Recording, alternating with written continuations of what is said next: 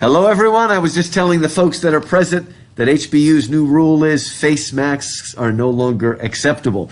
So face shields are no longer acceptable. So I'm sorry, you will have to be taught by my eyes. Anyway, it's exciting stuff. But anyway, so right, we're doing Magician's Nephew this week. Next week, we will do the last battle. And then the week after that, there's no classes, right? Because we're off. And then actually all the MLAs are basically done next week, except for the test. And the MLAs have their paper due next week. So Marzi and Armando, and actually Kate turned hers in already. Again, remember for the MFAs, the week after Thanksgiving, the Wednesday after Thanksgiving, we'll do it at my house. But if you can't make it, you can just, again, tape record it and send it to us or something. And we'll remind you as it gets closer. And hopefully things will go well. Oh my gosh. But let's look at The Magician's Nephew. This is my favorite of all of them. I don't know if you noticed, but this is the shortest book in terms of page numbers.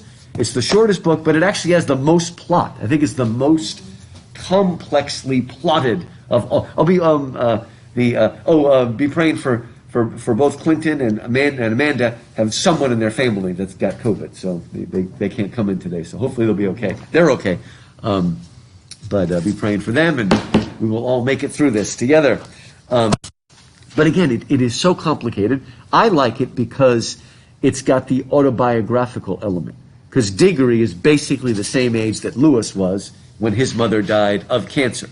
And he wasn't able to find fruit from the land of youth to heal his mother. So there's, and again, I also think that, again, another reason why you don't want to read this first, like all the books have it, is because it is actually quite a bit more complicated than the other ones. Because, Lewis wrote it later, and it's more complicated in the sense, the thematic element. And we already started talking, and I put on the board, talking about the Nietzschean superhero, and we talked about the mad scientist. Now let's go a little bit deeper today. So thematically, I think it's a lot richer. It also includes a terrible choice that Diggory has to make near the end of this book. And the choice he has to make is, I don't even think I've seen that difficult of a choice in a book for adults, much less a children's novel. So I really think that the stakes are higher in this novel, and the thematic element is more elevated. I say, somehow you can still understand this even if you're a little kid, but Lewis is putting it in. So let's look more carefully at, again, this idea of Uncle Andrew, and then we'll look at Queen Jadis as the Nietzschean Superman and as the mad scientist. So let's jump right into page. Let's see. Let's go ahead and start at page 19. Yeah, page 19, near the bottom. And Uncle Andrew reveals what he's done. He did trick Polly into taking the ring, and she got zipped away by that ring. And when Diggory realizes what's happened, near the bottom of page 19, this is the second chapter, he says, "Well, then, it was jolly rotten of you," said Diggory. Rotten? Oh, I see. You mean that little boys ought to keep their promises. Very true. Most right and proper, I'm sure. And I'm very glad you have been taught to do it. But of course you must understand that rules of that sort, however excellent they may be for little boys and servants and women and even people in general, can't possibly be expected to apply to profound students and great thinkers and sages. No, Diggory, men like me who possess hidden wisdom are freed from common rules, just as we are cut off from common pleasures. Ours, my boy, is a high and lonely destiny. Do you see the connection from what we called last week the Nietzschean Superman or Ubermensch or Overman? What is Uncle Andrew claiming here that fits with that type? He thinks he's the smartest man in the room, Good. basically. Good. And because he's the smartest man in the room, he what? Can't sacrifice himself. Good. He can't sacrifice. Good. He's going to say that even more specifically later. I can't do the sacrificing. I'm the great, teacher. I'm the great, Say, what's that? Who's going to be here to tell my story? Very good. That's a good point. Yeah. Then my work will die with me, right? And he feels like what doesn't apply to him? Yeah, the morals, the rules. Schoolboy morals, right? Boy Scout morals, as they sometimes say. That's not for me. That's for the regular people. I am above middle class morality, bourgeois values, as they're sometimes called. I am above that. I am beyond good and evil. All those languages, all those phrases that we talked about that come from Nietzsche. No, I can't be held down by this. And I have a high and lonely destiny. And it says, as he said this, Uncle Andrew sighed and looked so grave and noble and mysterious that for a second Diggory really thought he was saying something rather fine. So he's almost fooled, as intellectuals throughout the 20th century were fooled by Hitler, fooled by Stalin, fooled by Mao Zedong, fooled by most of the tyrants of the 20th century, Castro, that thought they were above the rules, and they were, again, they had a will to power. That's another Nietzsche phrase we looked at. For a moment it's mystifying, and then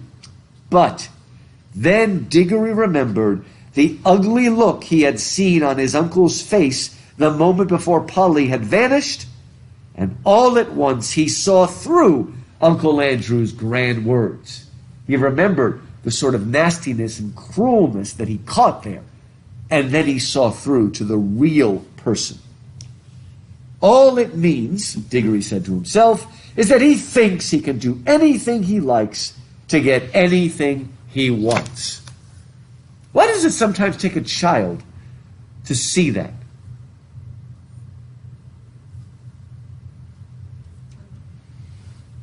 I guess because as people grow up, their perception of morality and society as a whole has been distorted by experiences. Good. Tainted by the. That's a good way too. Tainted, right? We start to. Here's a good way. Paula, but this even happens. It happens to you, right? You're a mom. You're teaching your kids something like, don't lie, always tell the truth. And then you're in line at the grocery store or something like that, and the grocery person undercharges you, right? Yeah. And you're quiet. Your kids, hey, mom, shut up, kid. You know what I'm talking about? Oh, yeah, no. Yeah. You know what? I'm going to stick up for myself here.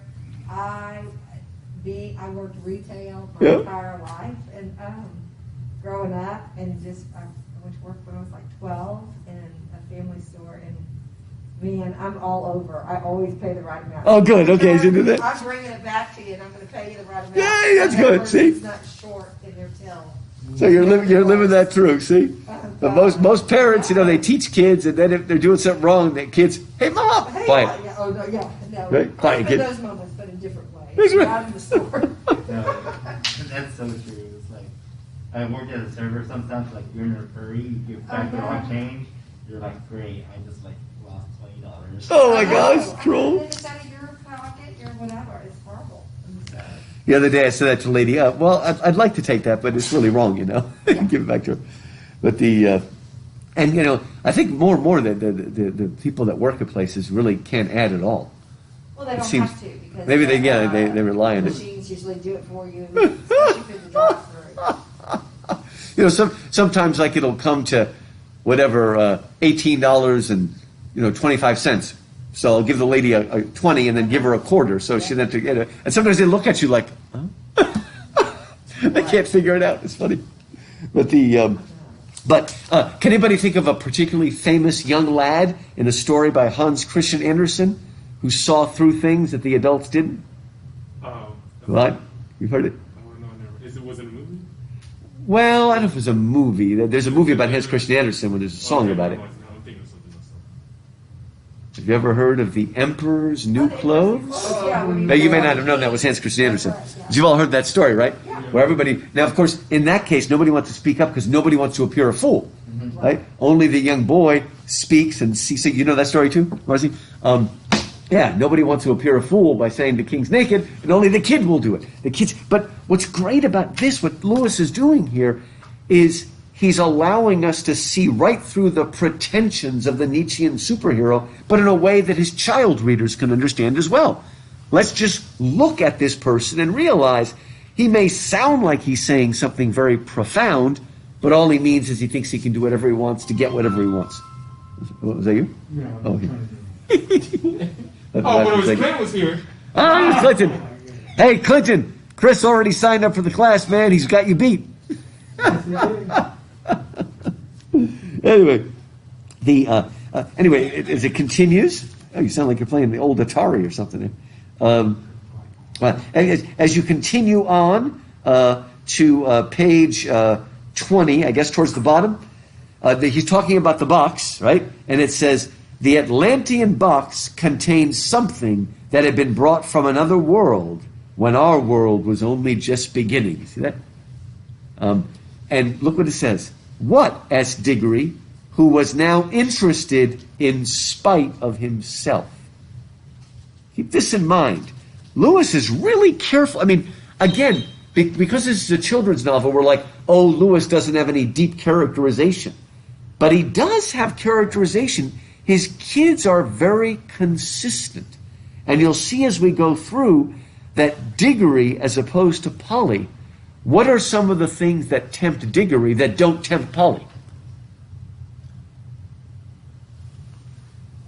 What if you noticed? Oh, it's like the bell. Good, the bell. The bell. Right? I mean, and that does amend. I mean, he can't stand it. If you Good. suggest it, he can't stand it. She can avoid He says, I'm fine, doesn't bother me. I don't need to know what it is. But Diggory has this desire for knowledge, right? Now, why is that sort of appropriate to Diggory? I mean, Well, in the future with the apple, right? A sense of like knowledge. good. I mean, Diggory will grow up to be. You got it? The uncle, right? Yeah, well, Well, not so much the uncle, but in Lion, the Witch, and the Wardrobe, he becomes the professor. oh, yeah. Professor Kirk, right? Yeah. So he is somebody that always that's who he is. He will grow up to be that person, and he desires knowledge. But of course, he also is, after all, the nephew of Uncle Andrew, right? So he does share maybe some of Uncle Andrew's flaws that he has to be careful. He's got there's a good kind of curiosity, but there's a bad kind of curiosity, and he's got that little bit of temptation to know forbidden things. Where Polly's like, it doesn't bother me, but it bothers him, right? Again, that we all have those. Dante would call them our defining sins, the things that sort of push us off track. Some things tempt me that don't tempt anybody else, and vice versa, as it goes back and forth. So only dust, they go on, right? And he starts to say that he starts to realize that dust will take him to another place, right? To another nature, right? Then he goes on to say, I knew that if only you could get it, the dust, into the right form, that dust would draw you back to the place it had come from. But the difficulty was to get it into the right form. My early experiments were all failures. I tried them on guinea pigs. Some of them only died. Some exploded like little bombs.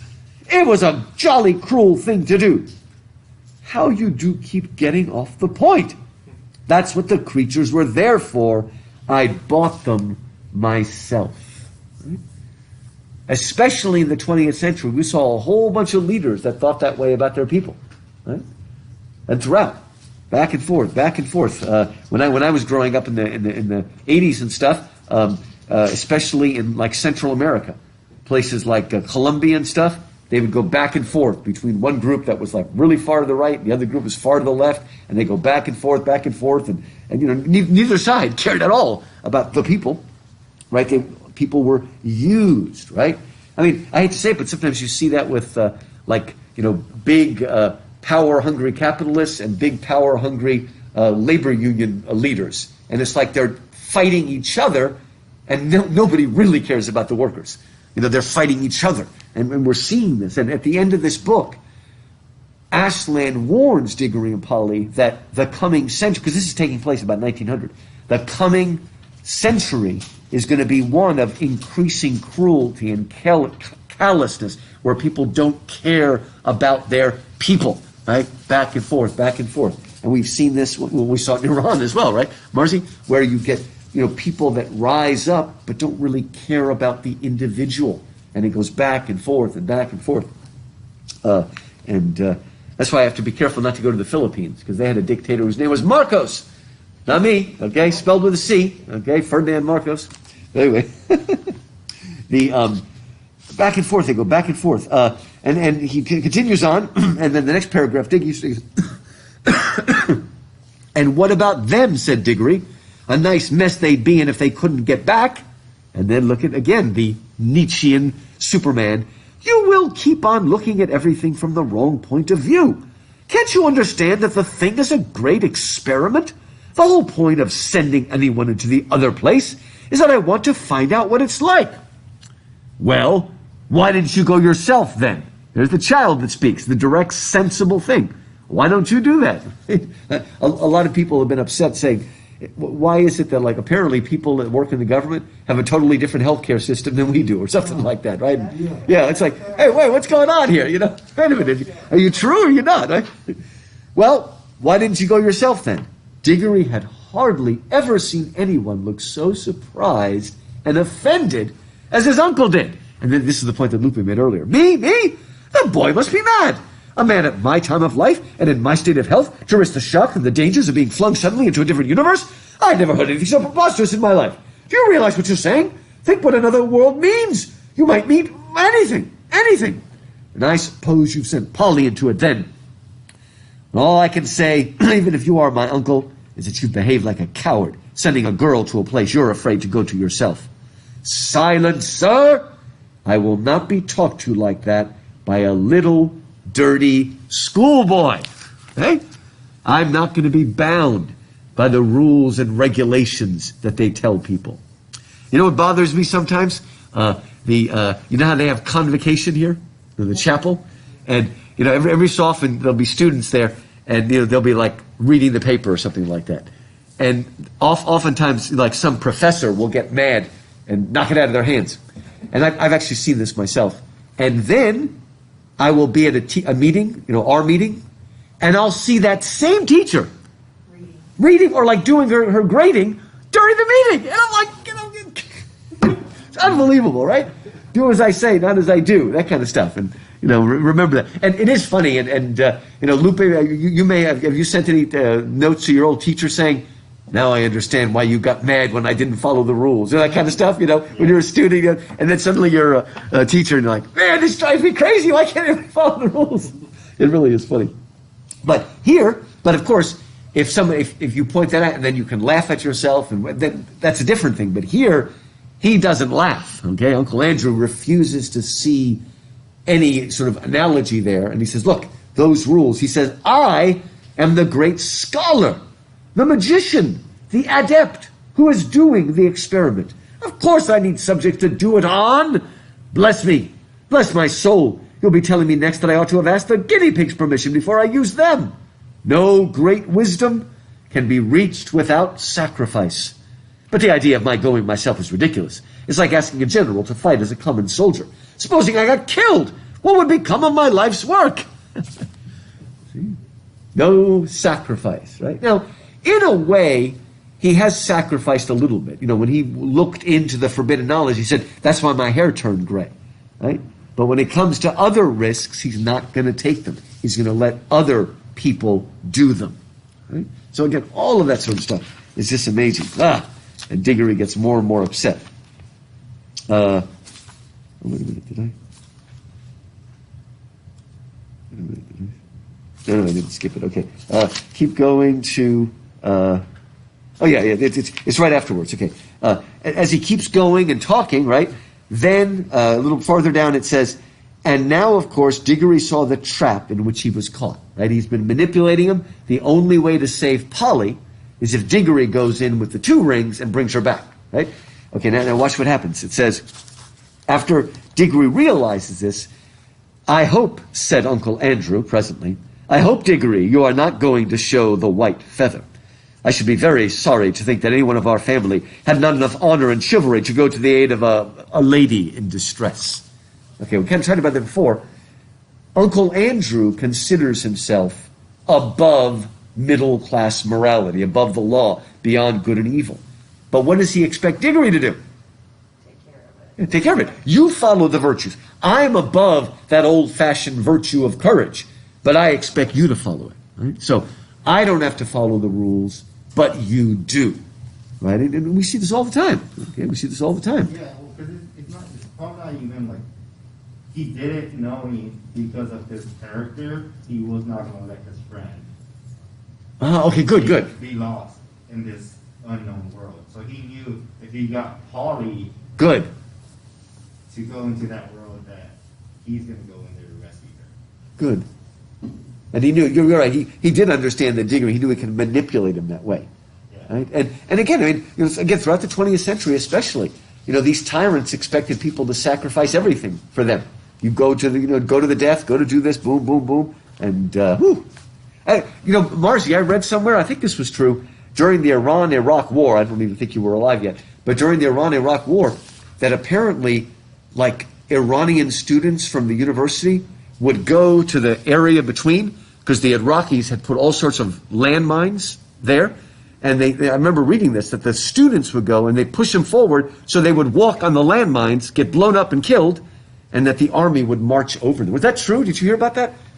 I remember reading about it. Yes, I heard about that, but I'm not sure if they were students. They were very young. Oh, maybe they were just young. Maybe they weren't students. But I remember just reading, because I was a student then, so I remembered it. Reading them, it's like, wow. But this is what happens. All people have done this. This sort of, we're going to just use people. But again, not me. I am above this. Right? The ends justifies the means is another way of saying. We link that with Machiavelli often. Right?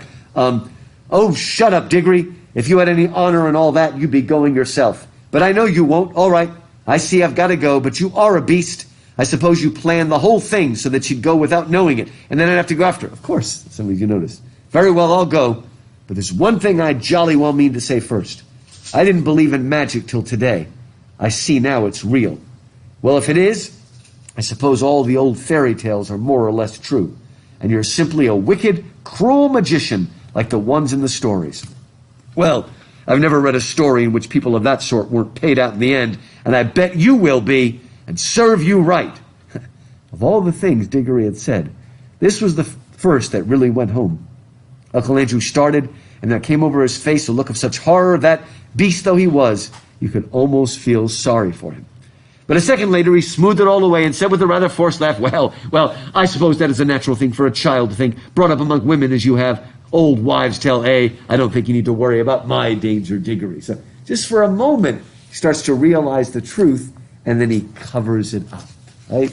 And then Diggory puts on the ring. He's sucked into the wood between the worlds. And I wonder if we'll get who did it? Oh, you did the box, Paula. Maybe you'll make a box of the wood between the worlds.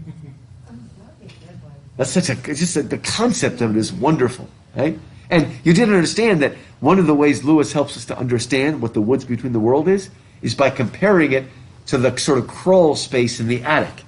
If you understood the reason they ended up is because they went along. It's nobody actually lives in the crawl space. Mm-hmm. All the life happens in the rooms, but through the crawl space you can get into any of the rooms. It's like a tunnel or something that can take you to any of the rooms up above. So I just think it's a wonder. It's almost like he's making up his own archetype. And here's a really neat thing that Lewis does. Okay, in this book, he gives us 3 different set pieces or places where we experience silence. The first place where we experience silence is in the wood between the worlds. Anybody remember other places where we experience silence? The river or the water they were jumping in? Oh, well, kind of silent, but the whole place, so the whole wood between the world is silent. Is there another place they go to that's silent? Where the hammer and the bell, that world. Right. Okay, good. That world of Charn, it's a dead world, is silent, right? And then where else do they go that's silent, at least for a little while? Where Narnia is being Good. created. Just before Narnia is created. Okay. Now, the reason I mentioned that is so cool is we have 3 silences, but they're all a totally different kind of silence. How would you explain the silence of the wood between the world? Because it's not a space. It's Okay. just, it's like outer space. There's no sound. Okay. There's no, I don't know. It's odd. Here's the way he describes it. In chapter 3, it's the end of the second paragraph. He says it's this silence, but it's a sort of rich silence. He says, you could almost feel the trees drinking the water up with their roots. This wood was very much alive. What's that? Isn't that cool? I've had a few students, MFA students, that were really into trees and roots and stuff. Some cool things. This wood was very much alive. When he tried to describe it afterwards, Diggory always said it was a rich place, as rich as plum cake. Right? So it's rich. Things are growing, but so slowly. Right? Like you can feel it, like the movement of water under the ground, but it's quiet. Is there, I guess, a slight pulse, a very slow... Maybe that's it. Everything's very slow. Like you're out there, you can almost feel the pulse of nature under you, but it's very, very slow, resonating so slowly, moving through everything. I was just reading something that there's now been detected with the technology that the Earth basically has a heartbeat every 29 seconds or 26 seconds. They detect like it pulsating. Really? It's under the earth mostly, or? Yeah. Oh, that's They neat. don't know how long it's been going on, and but it's. I'll do that. That's cool. Because it was like I was like, okay, that's. They only detected it because they had the equipment to. Right. Okay. They knew Going on before forever. that there is a heartbeat to the earth. Yeah, it was very interesting. That is like, I remember watching a special on PBS about water where they showed, like, as water moves from trees to trees, there's almost like a river up in the air, an ocean that's moving all of this liquid, from the treetop to treetop. It's really cool. I mean, it goes across oceans and things like that. It's fascinating. It was like a 3-part special on water on PBS. And of course, by the end, they told us we're all going to die from that. Not global warming. We're going to die because there's not enough water. Every time I watch one special, there's a different reason why we're all going to die. But anyway, we're all going to die. Okay, what about Charn when they get there? What is that quietness like? It's not because it's rich and full of potential energy. Yeah, it's absolutely dead. You can't even hear any insects. I mean, it's absolutely, positively dead. The sun looks old and senile. It's like huge and red, about to fall apart. And then, finally, what about the silence they hear in Narnia? It's a silence, but it's... Like it's vibrating. Yeah. It's like, I don't know how to put it, it's like empty, but it's about to be filled. It's like the rich, I don't know, like all the elements are there ready to spring out or something.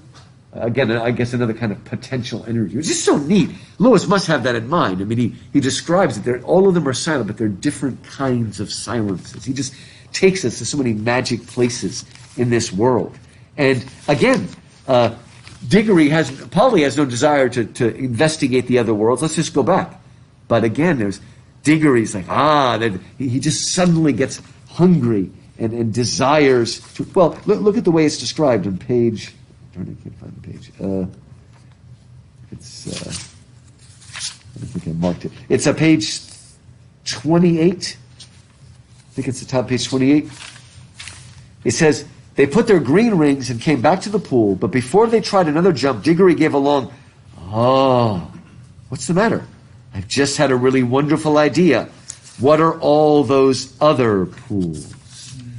Just a sudden curiosity of wanting to see and wanting to know, right? And this idea that if he doesn't know, he's going to sort of go mad. And in fact, we're told on top of page 29 how different they are, that Polly absolutely refused to do any exploring into new worlds until she had made sure about getting back to the old one.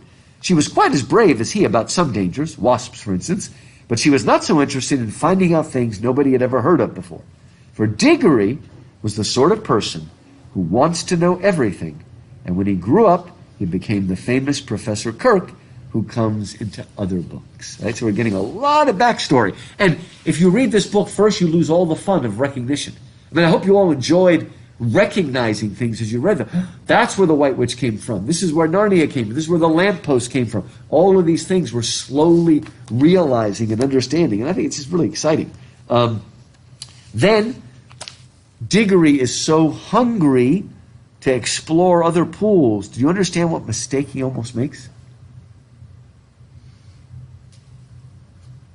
It's like, let's go explore another pool. And what is he almost not? He almost gets to market. Yeah. Every single pool looks the same. If he didn't mark it, he would be in trouble. Right? He would be in big trouble. They would be wandering forever.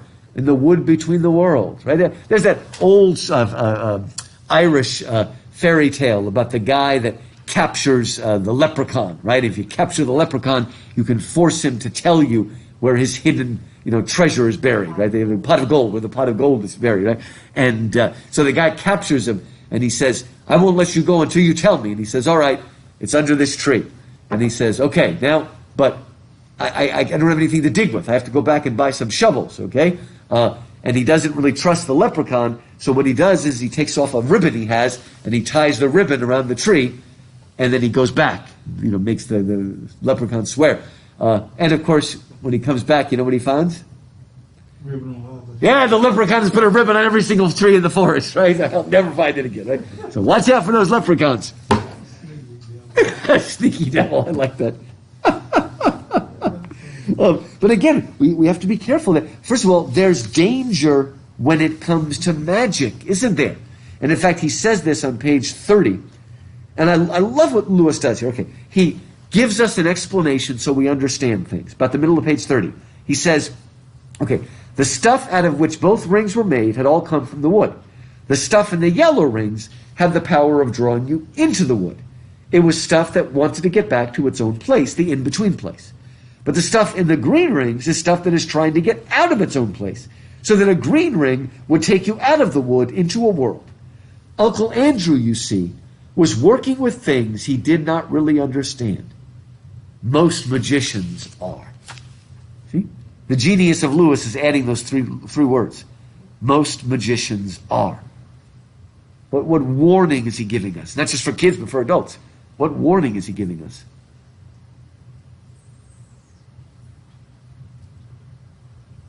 More's to come, I guess. Yeah. I mean, be careful, right? Most magicians, they don't, what is the end of the Matchmaker song from Fiddler on the Roof? Playing with matches, a girl can get burned. Remember that? Okay, so be careful, right? Be careful what you play with. Most people don't realize that there are, dark powers and things like that. You need to be careful. And then, like I said, they get to Charn, dead world, not even the sound of insects, ruins everywhere, right? And then they come into the big hall, right? And it's really kind of neat that these statues, and there's this wonderful, history of degradation. You do know that after Darwin wrote Origin of Species, a later book he wrote was called The Descent of Man. You sort of wonder, maybe we're getting worse and worse, not better and better, right? And when they look at the statues, the first ones, look like good people and they're happy and all. And then later on, the people look much more serious. You better mind your P's and Q's. And then you move on and you see people that are less and less happy, less and less joyful. We're sort of moving down, getting more and more corrupt. And then we see a giant statue of Queen Jadis. And if this is the first time you read this, how long did it take you to realize who that was? She didn't tell us her name is Jadis at first. Did any of you you may have already known this, but did any of you jump when she said, "My name is Jadis"? Whoa! Because that's the name of the White Witch, right? And of course, we find out why she's a White Witch is because when she eats of the apple later, she now has eternal life like a goddess, but her face is white as salt. So again, bit by bit, we're understanding all of this. But anyway, let's look at the little bell. Let's see. Let's go a little farther. Let's look. 1 second. There it is. Okay, it's page 35 is where we get the poem. There's really, amazingly enough, there's not that many poems in the Chronicles of Narnia as you think. I mean, The Lord of the Rings is full of poems, as we'll see next semester. There's basically only 2 poems in Lion, the Witch, and the Wardrobe. Remember, wrong will be right when Aslan comes in sight. And the other one about Adam's flesh and Adam's bone. There's only 1 poem in Dawn Treader. Do you remember what the poem's about? Oh, repeat. Hey, you got it. Very good. Doubt not, repeat. Good. I love that. And then there are 2 poems here. There's this one, and then when he goes to get the apple, there's another poem. So there's only 5 poems in all 7 Chronicles of Narnia, which is kind of surprising, especially since Lewis himself began his life as a poet and wrote poetry. So I would have expected more. And like I said, Tolkien's full of poetry. But let's look at the poem. 35. Make your choice, adventurous stranger. Strike the bell and bide the danger, or wonder till it drives you mad. What would have followed if you had? Look at, no fear, said Polly. We don't want any danger. Oh, but don't you see it's no good. We can't get out of it now. We shall always be wondering what would have happened if we had struck the bell. I'm not going to be going home to be driven mad by always thinking of that. No fear. Don't be so silly, as if anyone would. What does it matter what would have happened? I expect anyone who's come as far as this is bound to go on wondering till it sends him dotty. That's the magic of it, you see. I can feel it beginning to work on me already. Well, I don't. And I don't believe you do either. You're just putting it on. Oh, she sees through him right away. Again, we do pretend. That's like saying, that's irresistible. I have to do it. That chocolate cake is literally drawing me towards it. I must eat it. I can't control myself. Well, actually, that's not true. You can't, right? And it's not literally drawing you. Some of you might believe that. Now, if it was Clinton and it was those brownies that Paula makes, Clinton would not be able to yeah.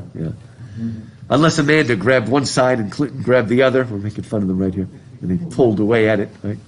Apparently, if you do that with certain kinds of snakes, they'll just go on and like devour each other or something like that. Two snakes. There you go. Chris likes it. Chris likes it. Wow. Any more shout outs to Clinton? Right here, you can go for it. Or Amanda? Any shout outs to the bandit? I wonder what kind of snakes they would be. Oh, okay. Python. Python. Which one's the python? Clinton is the python. Okay. Clinton is a big old python. Big old python. Oh, yeah, we got that one. Anaconda. An anaconda. Yeah, Okay. the one you see on the movies from back in the day. I remember those movies. I Yeah. would say probably a short, stubby snake, like a little garden snake. Yeah, the snake with the tail got chopped off. I wonder if you're hearing all this, Clinton. This is good stuff. Okay.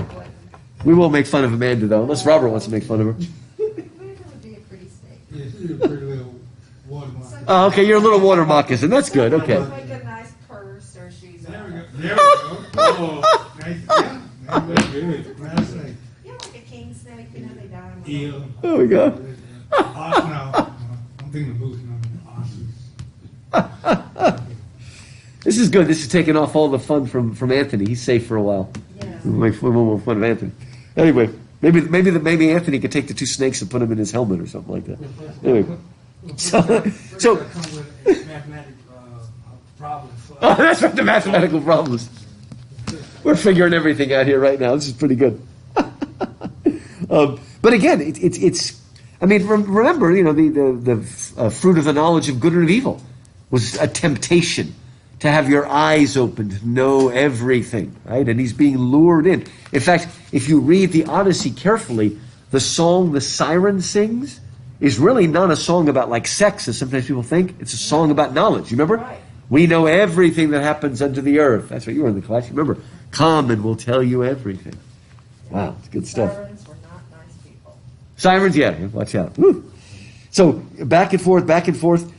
Or those of you that have read the Oedipus by Sophocles, Oedipus is the one who always wants to solve every riddle, whereas turns out to be his uncle and his and his brother-in-law, Creon, says, "Leave the unknown unknown. Leave it. I don't need to know." But Oedipus needs to know, right? This fight back and forth. And then Diggory gets nasty. He says, "That's all you know. It's because you're a girl. Girls never want to know anything but gossip and rot about people getting engaged." A lot of boy-girl fighting in this one, just like there was in Silver Chair between Eustace and Jill. And now watch it. She says, "You looked exactly like your uncle when you said that." Ah, okay. By the way, does anybody remember when Caspian looks just like his uncle? For a moment? Whenever he's on the chair, the silver chair? No. Oh, no, not really, but Caspian. Oh. When is Caspian like his uncle Miraz? Well, he doesn't, does he? Well, he just for a second he looks like him, and then he doesn't do it, but that's because Aslan stops him.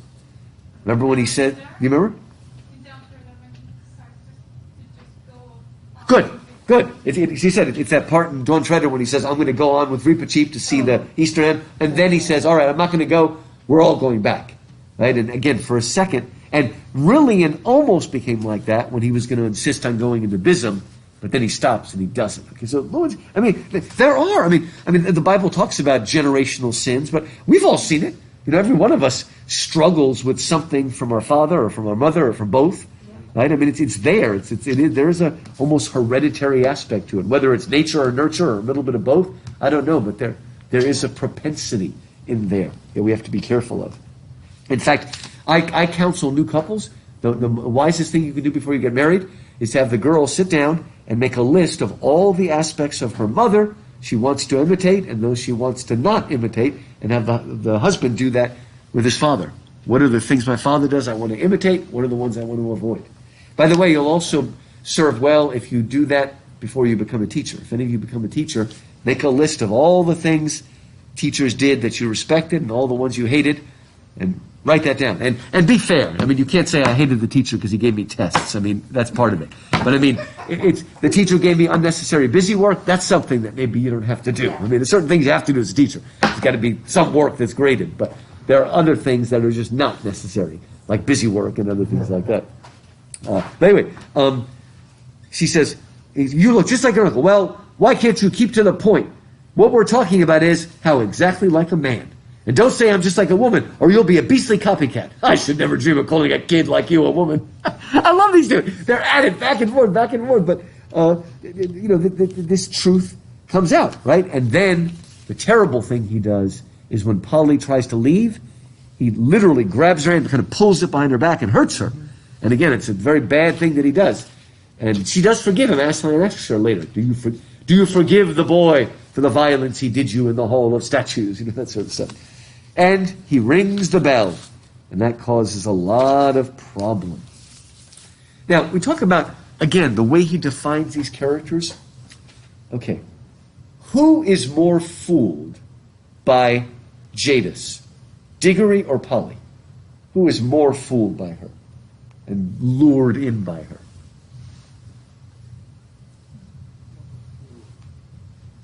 Yeah, Diggory's the one. Oh, she's so wonderfully brave, and Polly's, bosh, right? And then I thought you were going to say uncle, whatever. oh, well, then uncle is too, but I mean between the two. But what's interesting is, whereas Diggory is a bit more fooled by Jadis, lured in by her sort of strength and magical powers and all that stuff, Polly is a little more fooled by who? She's actually a little bit more fooled by Uncle Andrew. When Uncle Andrew flatters her, she kind of listens, and then she takes the ring and says, it's very subtle. But if you go back and look at it, it's interesting how they do that. Polly, like, there's one great line where the witch says, I know the truth. Your uncle looked in his magic ball and saw me sleeping and fell in love with my beauty and made all the changes he could to save me, right? And Diggory's like, well, maybe. Polly, that's complete bosh. He's like, nothing like that. But like I said, there's a little vanity on both their sides that's played on, right? By the way, this is the Venus book. Venus first of all, Venus is the only planet that's a goddess, right? And we do have a kind of scary goddess figure in Queen Jadis. She's like an anti-Venus that devours everything. But again, she is the ultimate monster, right? And the first thing she does is grab Diggory and look at him. And she says, okay, this is chapter 5 now, page 39, at the top of page 39. She looks at him and says, you are no magician.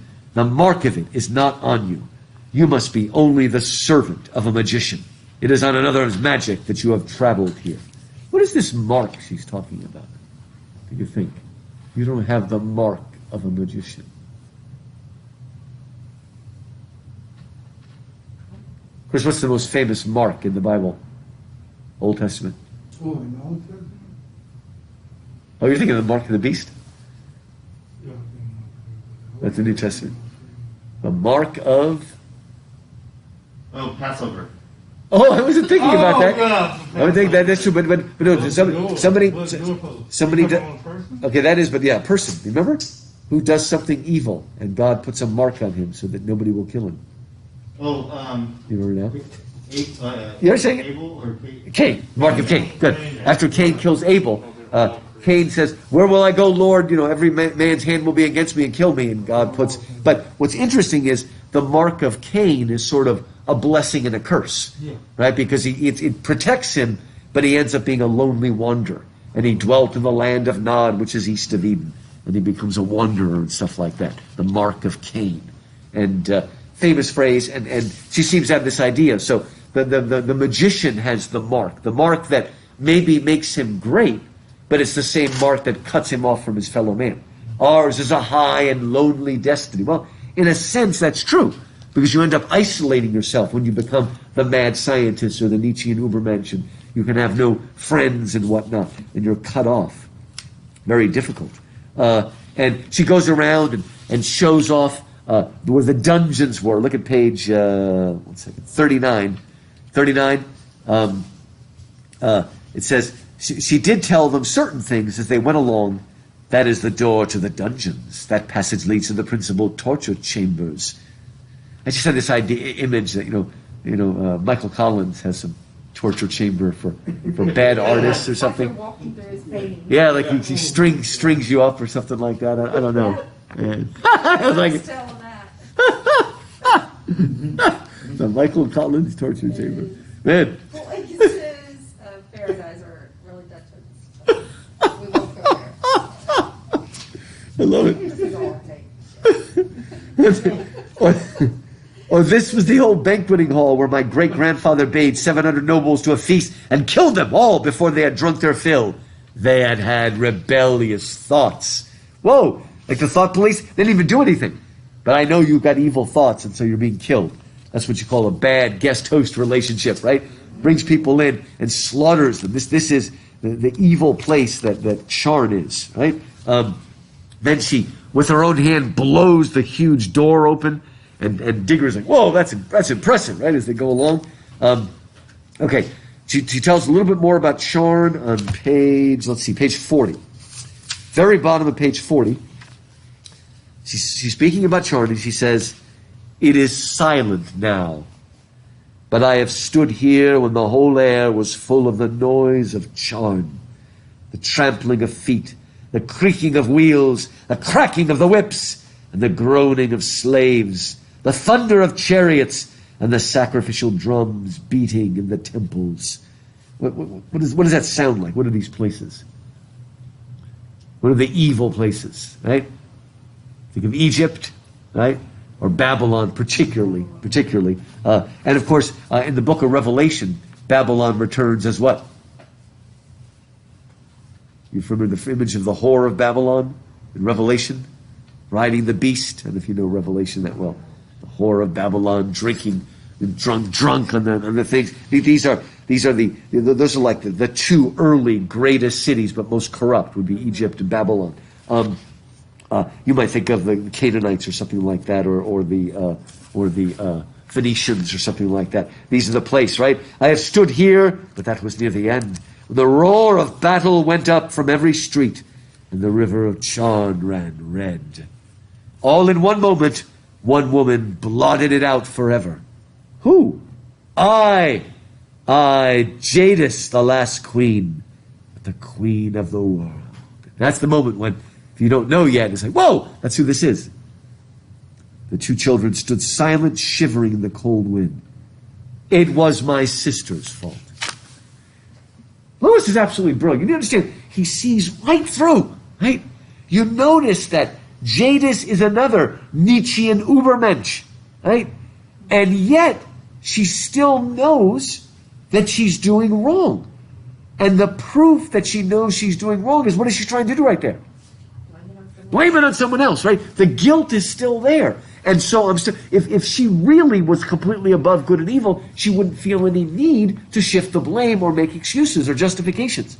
So you see, guilt is real. It's the reason we try to justify ourselves. And why we get mad when somebody, doesn't accept what we've done. Right? We need to break it down. So, and by the way, we heard that before.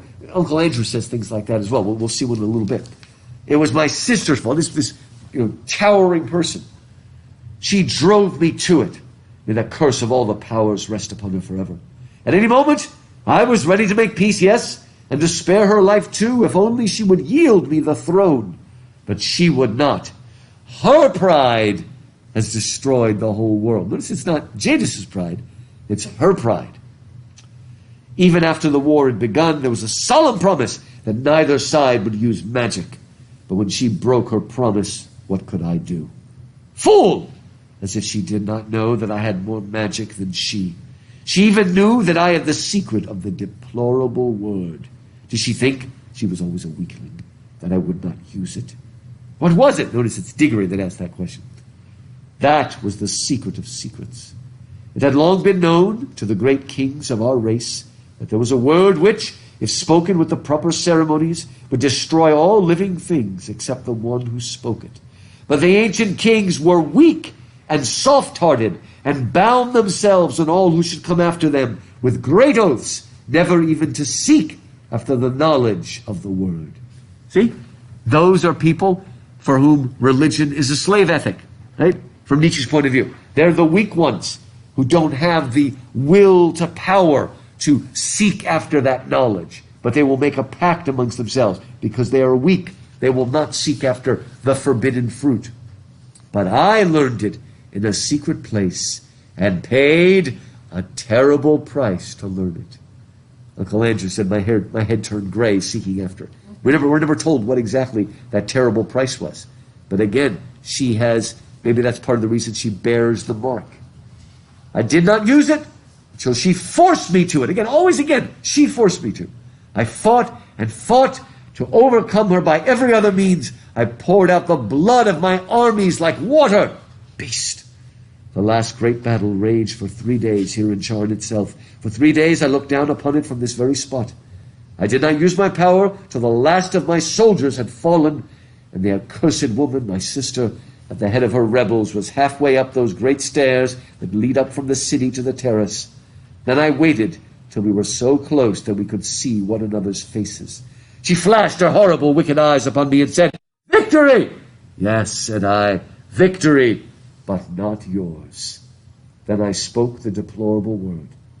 A moment later, I was the only living thing beneath the sun. Oh! Wow, this is ultimate. See, now, Uncle Andrew doesn't do this, not because he is less evil, but because he doesn't have the power to do it. Right? Who would know what he would do if he had that power? Right? Again, this is, I think of, like Hitler's henchmen. What would they have been if they just were poor people? They'd probably be those crazy people that have like an arsenal in their house or something like that, right? But never able to actually hurt anybody except maybe small people. Or maybe that's who the serial killers are, whatever, the ones that don't have the power, so they prey on whoever's near them or something, right?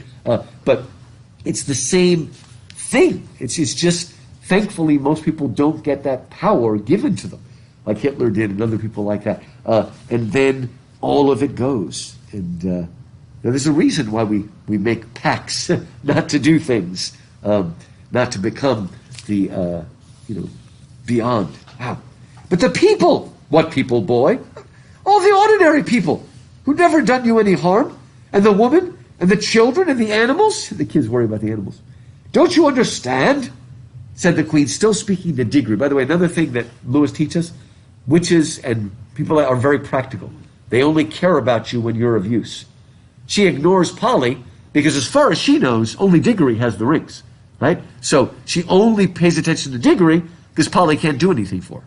And then as soon as they get to our world, she ignores both kids and only focuses on Uncle Andrew. And Lewis points this out, again, about evil, the way it does. It uses. Don't you understand? I was the queen. They were all my people. What else were they there for but to do my will? See, you start by treating guinea pigs a certain way, and then you treat human beings a certain way, right? First you objectify nature, make an object out of it, and then you objectify man sooner or later is what happens. It was rather hard luck on them all the same. Oh, I had forgotten that you are only a common boy. It's the same thing Uncle Andrew says. How should you understand reasons of state? You must learn, child, that what would be wrong for you or for any of the common people is not wrong in a great queen such as I. The weight of the world is on our shoulders. We must be freed from all rules. Ours is a high and lonely destiny. That sound familiar? Yeah, it's exactly what Andrew said. Diggory suddenly remembered that Uncle Andrew had used exactly the same words, but they sounded much grander when Queen Jadis said them, perhaps because Uncle Andrew was not 7 feet tall and dazzlingly beautiful. See? We might see through something if it's spoken by just some poor guy on the street, but then when some big leader of a country says it, it's easier to be bamboozled, right? It's easier to think, oh, there's something glorious and grand here. Again, this is pretty deep commentary, but still, it's not above the level of a child reader, right? They may not get all the nuances that we're getting as we read it and look at it, but it's there and allows us to see it. When you read The Last Battle for next week, in the beginning, there's this ape named Shift who really manipulates his donkey friend, whose name is Puzzle. And I remember when we listened to the radio play of that in long trips, my kids were very young, but they understood exactly what Shift was doing to manipulate Puzzle. They didn't need to be, 25-year-old college graduates to understand that. But they may have not had words, like they couldn't have written an essay about it and explained, but they understood sort of intuitively right away. And just see the way you feel when you read it. It's the first chapter of the next book, and you'll see it. They just, I can see them shaking. But again, it's easy to be sucked in, right? To be fooled by these things. And again, great intellectuals were fooled by most of the tyrants of the 20th century. Fooled a lot of smart people. And then Diggory makes the mistake about asking about the sun. Why is your sun so big, so red, and so cold? Have you a different sort of sun in your world? Yes, it's smaller and yellower, and it gives a good deal more heat. See again? That lust of the magician. It's there in Uncle Andrew, it's there in Queen Jadis, but the seed is there in Diggory if he's not careful. And Diggory saw in her face that same hungry and greedy look which he had lately seen on Uncle Andrew's. So, yours is a younger world, another world to devour. Whew! As if you were a snake. We won't talk about snakes again. Anyway, then we have all that part about she's certain that it was her beauty that caused his uncle to do all that stuff, and that's what Polly says that's Jeb Bosch and stuff like that. Okay. And then, okay, they come in. Okay, it all happens so fast. It's easy to mess up. But what happens is that they try to escape. The kids try to escape, but Jadis grabs the hair of Polly, right? And the rings are like magnets. Didn't you do that when you were a kid? Where if you have a magnet, then other magnets will stick to it, and other things will stick to it. Like if you take a paper clip and stick it to a magnet, then if you take another paper clip and touch it to that paper clip, it's now magnetized, right? So it's kind of cool. And they get drawn in, and she's in the wood between the worlds, in which she loses all of her power, right? And she doesn't know what to do. It's a peace that she's never felt, right? Because there is no peace in her restless, evil soul. And they might have trapped her there, but Diggory has a foolhardy compassion for her and tries to help her at first. Polly looks at her and says, it's a reason of state. That's why we're leaving you. Polly really hates her. And they wait just a second too long, and she grabs Diggory's ear, and now she's dragged into London, right? And when she's dragged in, then page 45, she really stands out in our world, right? She looks like somebody with, again, there is giantish blood in the royal family of Chorn. But even her height was nothing compared with her beauty, her fierceness, and her wildness. She looked 10 times more alive than most of the people one meets in London. Uncle Andrew was bowing and rubbing his hands and looking, to tell the truth, extremely frightened. He seemed a little shrimp of a creature beside the witch.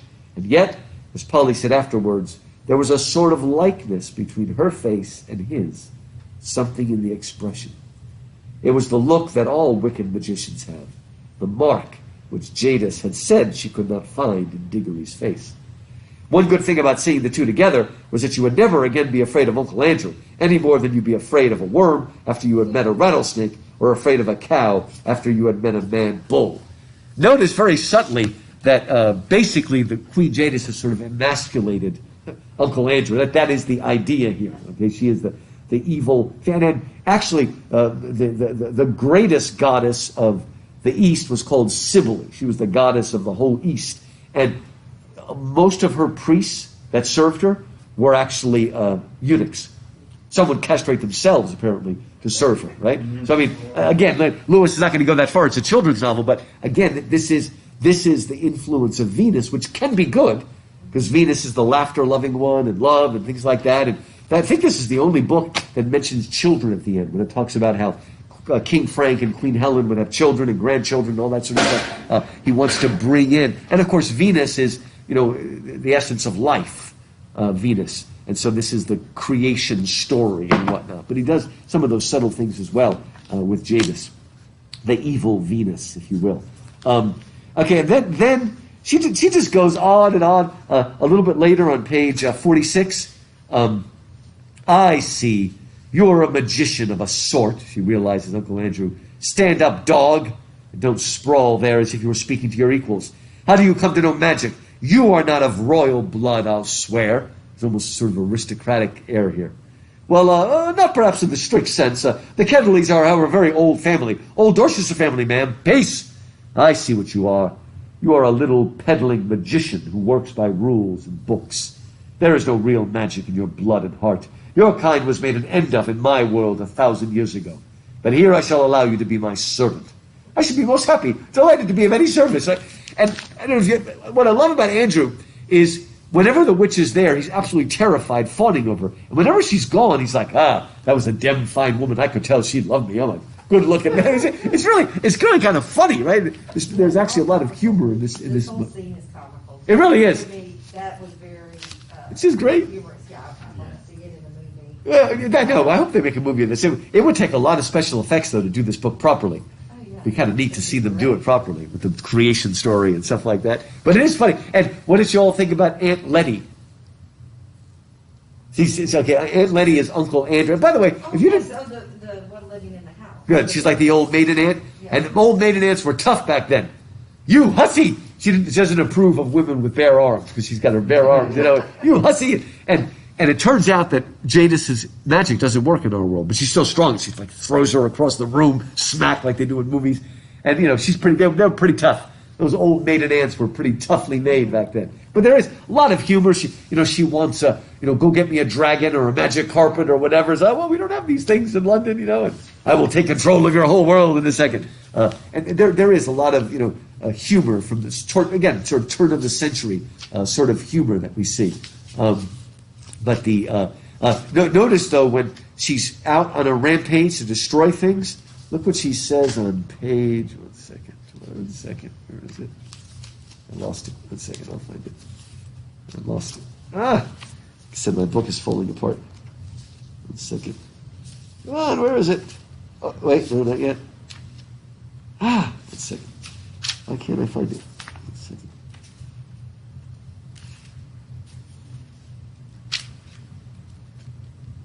Oh, wait. I think it's over here. Oh, there it is. I'm sorry. It's page 59. It's a wonderful moment here when she's fighting, and she says, it's the short paragraph, "Scum! You shall pay dearly for this when I have conquered your world.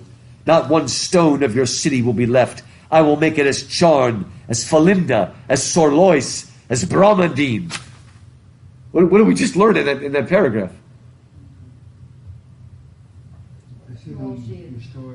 Yeah, she's destroyed world after world. I mean, she's truly a satanic figure from one place to another. Maybe the implication is maybe she was there in the actual Atlantis too. Maybe that bringing about the pride that brought about the. Remember, I told you that Amazon is going to make a season eventually of Lord of the Rings, and they're going to talk about the rise and fall of Numenor. That's Tolkien's version of Atlantis, and we'll talk about that next semester. He's got a really cool story that parallels the story of Atlantis, which Lewis and Tolkien both were fascinated by the story of Atlantis, and how it was destroyed by the waves. Right? Okay. Now, on that same page, again, because of the magnetic effect, 6 people are dragged into Narnia. Not only the children and and Jadis and Andrew, but a cab driver. Now, of course, back in those days, the cab driver drove a horse, right? So the horse, whose name is Strawberry, and the cabbie, whose name is Frank, all of them are pulled into Narnia. And at first, they think they've fallen into a manhole, and they're like in a underground cave. Now, I just want you to see this. As they fall down, it says, "Oh, thank goodness. The angry, frightened faces had vanished. The angry, frightened voices were silenced, all except Uncle Andrew's. Close beside Diggory in the darkness, it was wailing on, 'Oh, is this delirium? Is it the end? I can't bear it. It's not fair. I never meant to be a magician. It's all a misunderstanding. It's all my godmother's fault.'" You see? The godmother was the one who said, "Take this box and destroy it." And he promised to, but he broke the promise and looked inside, right? Still, we're still moral creatures, and the fact that we make excuses says something, right? That maybe there is a real sense of guilt there. Wow. Okay. They find themselves in this world, and the witch says it. It's the middle of page 60. "This is not Sharn. This is an empty world. This is nothing." Isn't that weird? To just be in nothingness, waiting for something to be created. Wow. Right? And then they're down there, and we find out pretty quickly that Frank is clearly a Christian in real life. Because later on, he almost recognizes Aslan, but he's not sure. Right? Right? And anyway, he still thinks they're stuck down in a mine, in an underground thing. Have you ever been to London and gone in their subway system? It's like, some of it's like 10 stories deep. It's unbelievable. You take these super long escalators going down, down, down, down, down. I mean, probably as deep as 100 feet. Unbelievable. That's of course where the British would go to hide during World War II when they're being bombed, because it's like a regular bomb shelter all the way deep under the earth. But anyway, he's the one who says, this is page 60 at the bottom, "And there ain't nothing to be afraid of if a chap's led a decent life. And if you ask me, I think the best thing we could do to pass the time would be to sing an hymn." Right? So he starts singing a hymn. And he did. He struck up at once a harvest Thanksgiving hymn all about crops being safely gathered. "We gather together to ask the Lord's blessing." You ever heard that one? That's the Thanksgiving hymn. It was not very suitable to a place which felt as if nothing had ever grown there since the beginning of time, but it was the one he could remember best. He had a fine voice, and the children joined in. It was very cheering. Uncle Andrew and the witch did not join in. Notice that? The kids sing along, but the two evil characters, why don't they sing along? It's not just that they don't believe, I guess, in the God they're singing, but why more generally don't they join the song? Because they're evil. Yeah, they're evil, They right? don't know how to. Do you remember somebody in another book we read who refused to join the dance? Oh, Edward. The dance. No, it was one of You right? Nick Yeah, Nickelbrick. Good. Nickelbrick. That's the black dwarf. Unlike Trumpkin, who joins in even though he doesn't know how to dance, Nickelbrick, remember he also doesn't smoke, which means he's a bad guy for Lewis, right? Throw away that pipe, The finest pipe weed. So. Wild stuff. Anyway. If you look on Facebook, I did yet another podcast with this guy in Thailand. We talked about Tolkien and masculinity and all these sorts of stuff and myths. It was kind of fun. I just put it up on my Facebook. I forwarded it on. It was pretty funny. Okay, now, suddenly, it's time for Narnia to be born. And it's wonderful. This book kind of falls in half. First half, and then the second half is what happens to Narnia. And again, it's so tightly written. It's amazing how much happens. So if we start on page 61, in the darkness, something was happening at last. A voice had begun to sing. And as we'll learn in the spring, Tolkien has Middle Earth sung into being. And that's probably where Lewis got the idea. It's one of the most beautiful scenes. God and the angels sing it into being. Of course, in the Bible, God doesn't sing the world into being. He speaks it. Good. Let there be light. Let this. But here we make it into a song. It was very far away, and Diggory found it hard to decide from what direction it was coming. Sometimes it seemed to come from all directions at once. Sometimes he almost thought it was coming out of the earth beneath them. Its lower notes were deep enough to be the voice of the earth itself. Oh, that's what my voice sounds like. I forgot.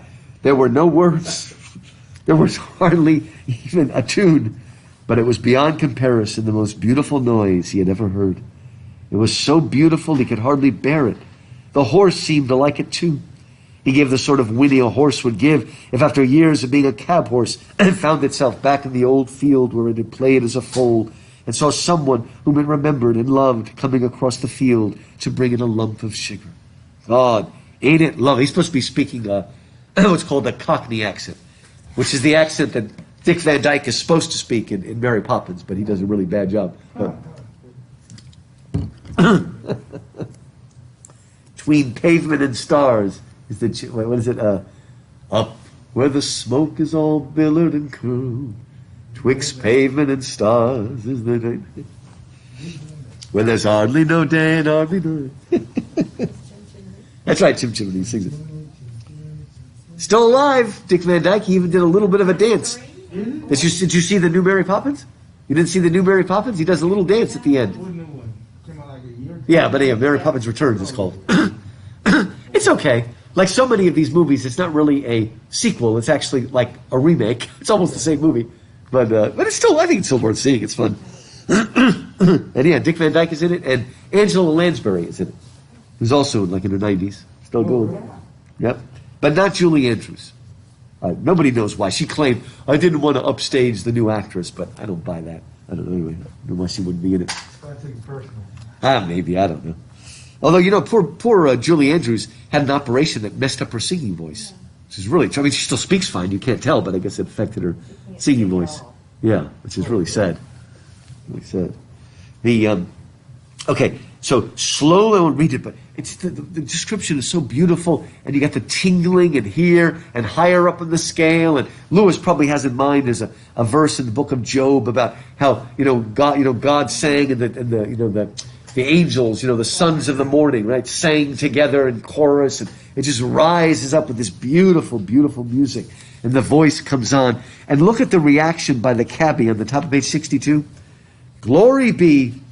I'd have been a better man all my life if I'd known there were things like this. What exactly does that mean? What is the connection there? How would he have been a better man if he knew there was a music like this that was so beautiful? I think he thinks he might be dead. Oh, okay. So he's thinking that. Maybe thinking maybe I should have been a better man if I knew I'm in heaven, right? Yeah, I mean, if he knew this was really what it's supposed to be like, and so because I don't think he realizes where he is. That's right. Maybe he's in heaven. Yeah. Yeah. I mean, it's weird, but you probably know this that we speak often, especially here, of the good, the true, and the beautiful. Those are the three perennial things, and they're actually linked together. How can listening to really beautiful music, how can that help to make you a more moral person? It doesn't have to, but is there any link there? What do you think? I mean, the other way is true, doesn't it? Listening to ugliness all the time sometimes makes you do ugly things. Yeah, what goes in, I mean, Yeah.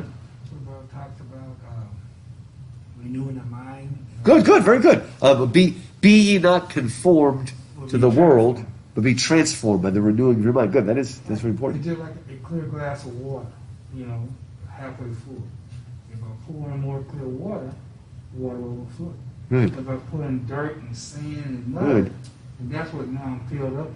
You know what I'm saying? Good. So it's almost like when women have babies, how they always try to tell them now, they should have the kid have the baby listen to baby. Oh, right, yeah, that's what I say, yeah. It's supposed to make them Starts to get brain. it starts the brain nowadays. But you think about it, the more we put in our mind and our eyes that's tainted and filth or dirt or whatever you want to call it, it's more we're going to keep and Good. consume, and it's going to come out of it sooner or later. Good, it does. I really think there is, people laugh at that, but I think there is a real link to it. And it's not even just the words, sometimes it's the music itself. What does it do? Is it bringing more balance and harmony and a sort of peace, or is it bringing division? Yeah.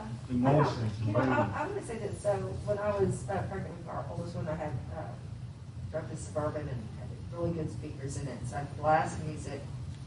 And if I listened to something that had a great rhythm to it, was pretty whatever, even, Right. nothing. But I turn on like Alanis Morissette, he has this horrible song she sings for. And, I did that, no, and then also like Nirvana and all this other stuff, and man, Chris would just start kicking. Interesting. And it was very interesting, his reaction to that music Wow. in utero, Huh. how upsetting it was. Wow. That's cool. Sort of interesting. Well, if you watch little children, if you go into a place where they're blasting music, kids instinctivly do that. Oh, yeah. Yes. And until they get used to it, and then they like it. But I mean, they instinctively go like that. It's really interesting, wherever you are in the world. What's that? It wasn't, isn't it ironic? It was the other one. She's singing about Ryan Reynolds, her ex-boyfriend. Ryan, is that the actor? Yeah. Oh, yeah. Huh. Wasn't her ex also the John Stamos? Oh, I think so. No. Amos. John Stamos, the Uncle Jesse from Full House? Yeah, no, that was, Greek guy. blonde who married, he also was a Beach Boy for a while. Huh.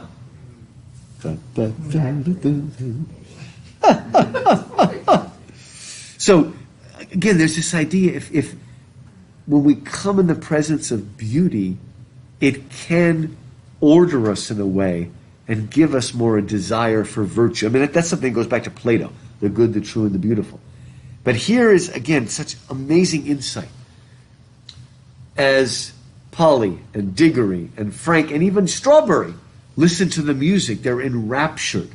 But look at the totally different reaction on the part of Andrew and Jadis to the same music, the same beautiful, creative, rich, fecund, in other words, growing music.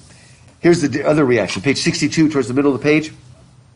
About Uncle Andrew's mouth was open too. Okay, the kids, their mouths are open like a little kid drinking it in. It said Uncle Andrew's mouth was open too, but not open with joy. He looked more as if his chin had simply dropped away from the rest of his face.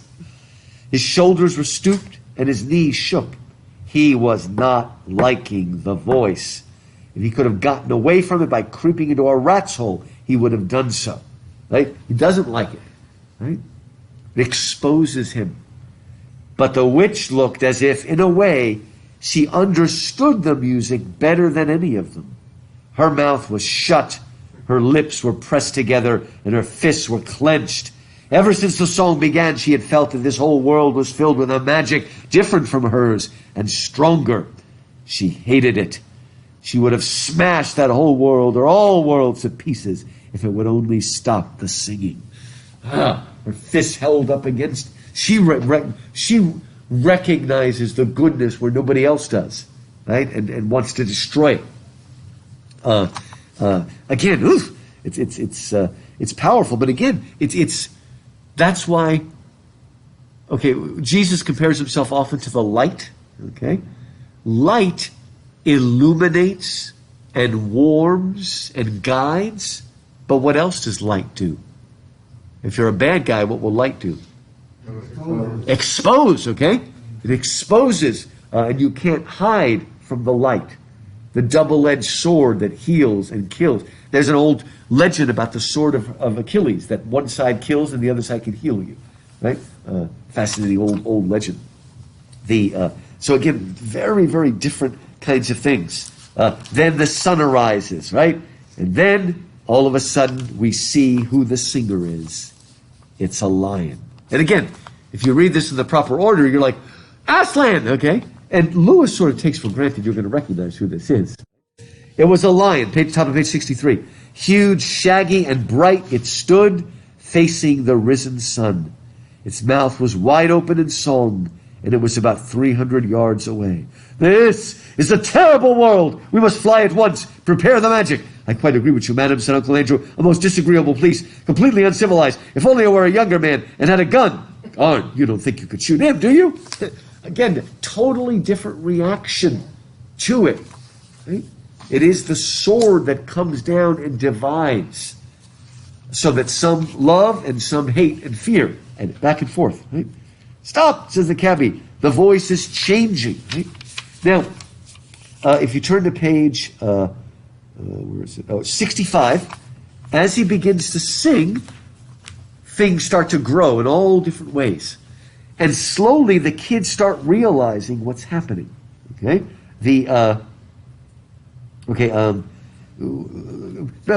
One kind of music, this grows. One kind of music, that grows. And they explain it where it says, thus, with an unspeakable thrill, Polly felt quite certain that all the things were coming, as she said, out of the lion's head. When you listened to his song, you heard the things he was making up. When you look around you, you saw them. Right? So Aslan's singing, and all of this creation is coming out of his head. Does someone The word.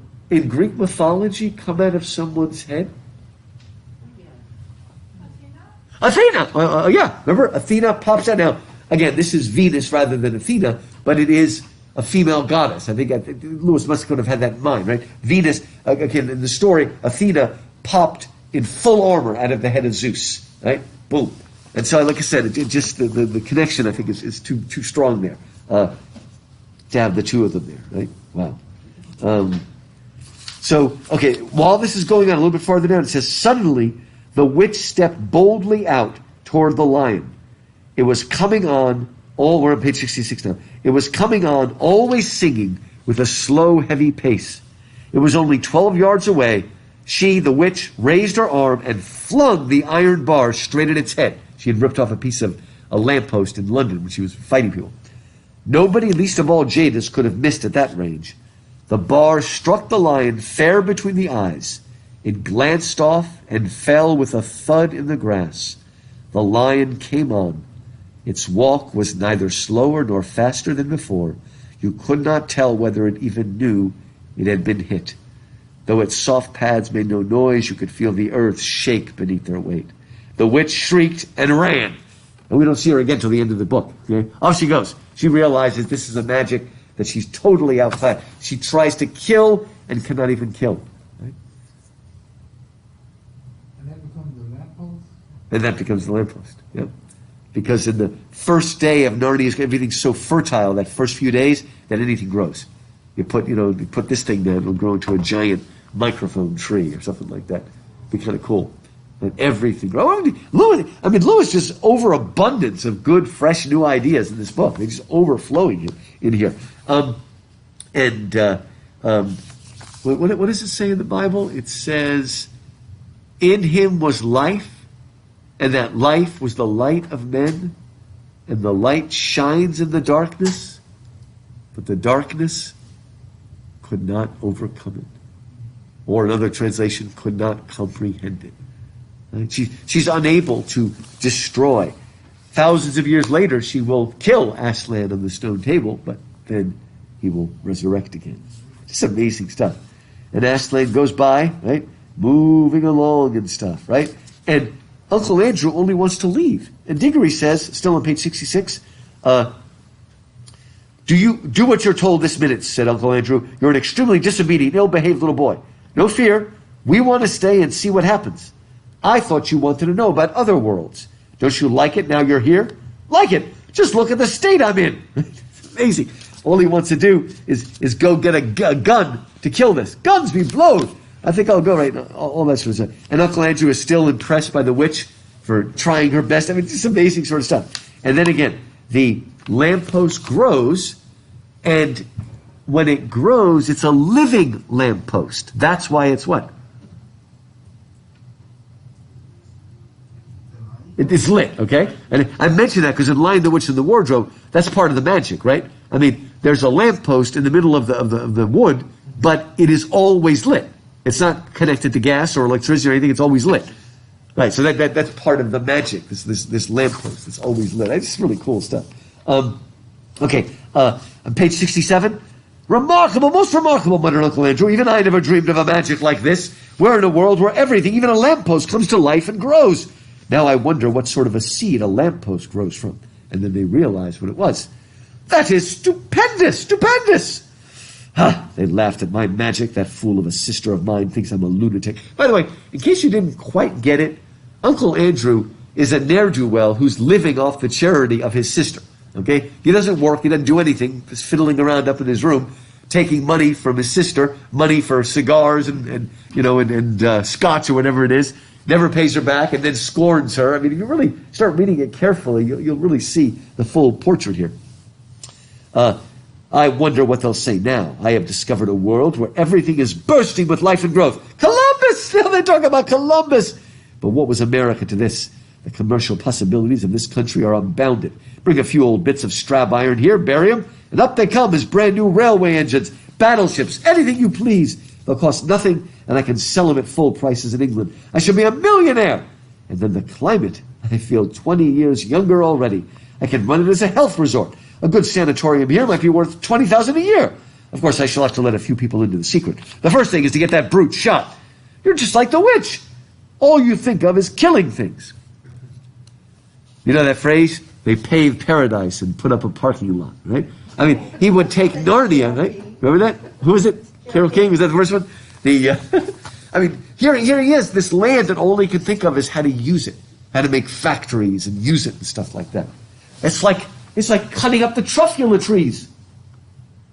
Everybody gets that reference? The truffula trees. Is that from Lord of the Rings? Not Lord of the Rings. We're having a good guess. We're having more fun.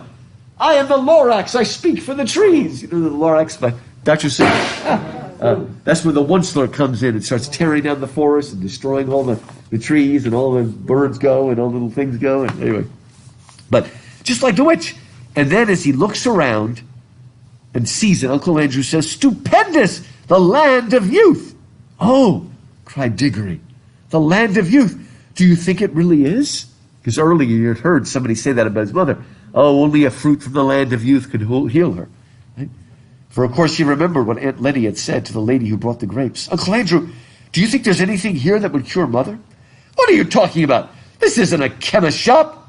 But as I was saying, you don't care tuppence about her. I thought you might. After all, she's your sister as well as my mother. He didn't even care, Uncle Andrew. Right? Here's stuff that could maybe heal his own sister, but he doesn't care. Right? Wow. Then the song begins to change. It gets wilder, right? And most of what happens now, he actually gets this idea from Paradise Lost by John Milton. All of a sudden, all the grass starts bubbling, like pots, bubbling up. And then out of the earth comes what? All the animals just come up out of the earth. It's really cool, right? I mean, and there's almost that image in the Bible, not quite, but God spoke to the earth and they all came up in their kinds. And one by one, all the animals come up, and it's just a really, really powerful, beautiful image, right? One by one. And then, once all the animals are born, Aslan, we haven't heard his name yet, the lion, chooses some of them, and he sets them apart. Like the Jews, the chosen ones, the elect. He chooses some, and they all get in a big circle around him. And of course, these are the animals, and he's going to do what to them? Yeah, they're going to be the talking animals, right? They're going to be the ones that watch over the dumb animals, right? And he looks at them, right?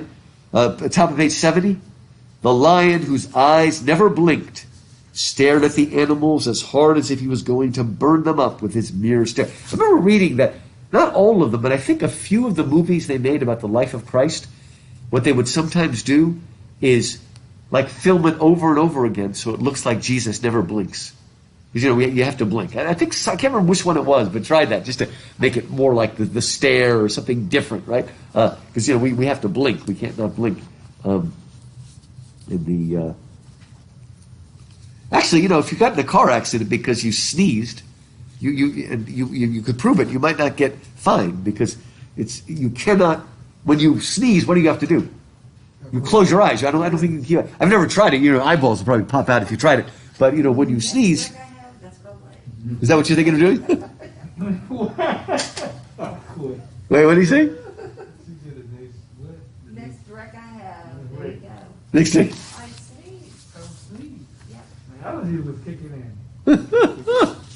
Remember that? That's right. I was sneezing. One of my friends said she saw this happen. That her friend was driving in a car, and she was speeding, right? And there was a cop behind her, right? And they came up to a light, and she was stopped at the light, and the cop was behind her, and she kind of knew that as soon as they went past the light, he would probably pull her over and give her a ticket. So you know what she apparently did? Stay there. No, that's what stayed there. What she did is, as the light was changing, she like revved her engine and then slammed on the brakes, causing the police car to smash into front of her.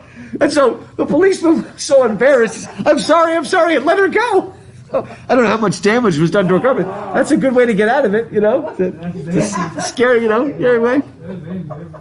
Why did you do that? Didn't we have a talk about this, things you should do? That's right. Yeah, this is wild. This is Texas. You're pulled over. You need to immediately go into Texas. Yes, sir. Yes, sir. I agree with you, sir. You know, that's it. And you know, you're much better off. You just got to go into that mode. Oh, well, yeah, you can do it. If you start doing the Southern Belle, you might get away with it. Put your hands out the window, put your rear mirror facing so they can see your face. Oh, that's smart. See. Anyway, it's funny. So the line again. Now watch this. At the end of the chapter, it says, his eyes never blinked, and gradually a change came over them. The smaller ones, the rabbits and moles, grew a little larger. The big ones grew a little bit smaller, right? Many animals sat up on their hind legs. Most put their heads on one side as if they were trying very hard to understand. The lion opened his mouth, but no sound came from it. He was breathing out a long, warm breath. It seemed to sway all the beasts as the wind sways a line of trees. Far overhead, from beyond the veil of blue sky which hid them, the stars sang again, a pure, cold, difficult music. Then there came a swish flash like fire, but it burnt nobody, either from the sky or from the line itself, and every drop of blood tingled in the children's bodies, and the deepest, wildest voice they had ever heard was saying. Okay. This language is about the closest you're going to get to a language like this in the Chronicles of Narnia. And every drop of blood tingled in their bodies, and there was a flash like fire. Does that sound like anything? It should only sound like something if you're married, okay? Right? Because that's about as close to the language of orgasm as you're going to get, okay? Now, why do I mention that? I didn't come up with this. This was Michael Ward again. This is the Venus book, right? So somewhere in there, you've got to get something that's like sex. I don't know. Michael Ward, man, you know, you're right. If you think about it, that's a weird description. You don't see anything like that in the other Chronicles of Narnia. So I don't know. That might be pushing it so far, but if you don't like it, blame Michael Ward. He's the one that came up with it. I thought, okay. Because there's got to be somewhere, if this is the Venus book, right? There's got to be, and again, that sort of, anyway, I think it's kind of cool. Narnia, Narnia, Narnia. We need Anthony now to be saying this for us. Awake, love, think, speak, be walking trees, be talking beasts, be divine waters. Wow. Everything opens up. Aslan, we hear and obey. We are awake. We love. We think. We speak. We know. And this is the next page there. And slowly they come. And then, what does Aslan say to them on the bottom of 71? Creatures, I give you yourselves. I give to you forever this land of Narnia. I give you the woods, the fruits, the rivers. I give you the stars, and I give you myself. That's really cool, right? The dumb beasts whom I have not chosen are yours also. Treat them gently and cherish them, but do not go back to their ways, lest you cease to be talking beasts. Remember that when we get to the last battle next week. For out of them you are taken, and into them you can return. Do not so. Wow. Right? This is the commission. And he says, now you can laugh, and okay, I didn't understand this when I was a kid, because he talks about a jackdaw.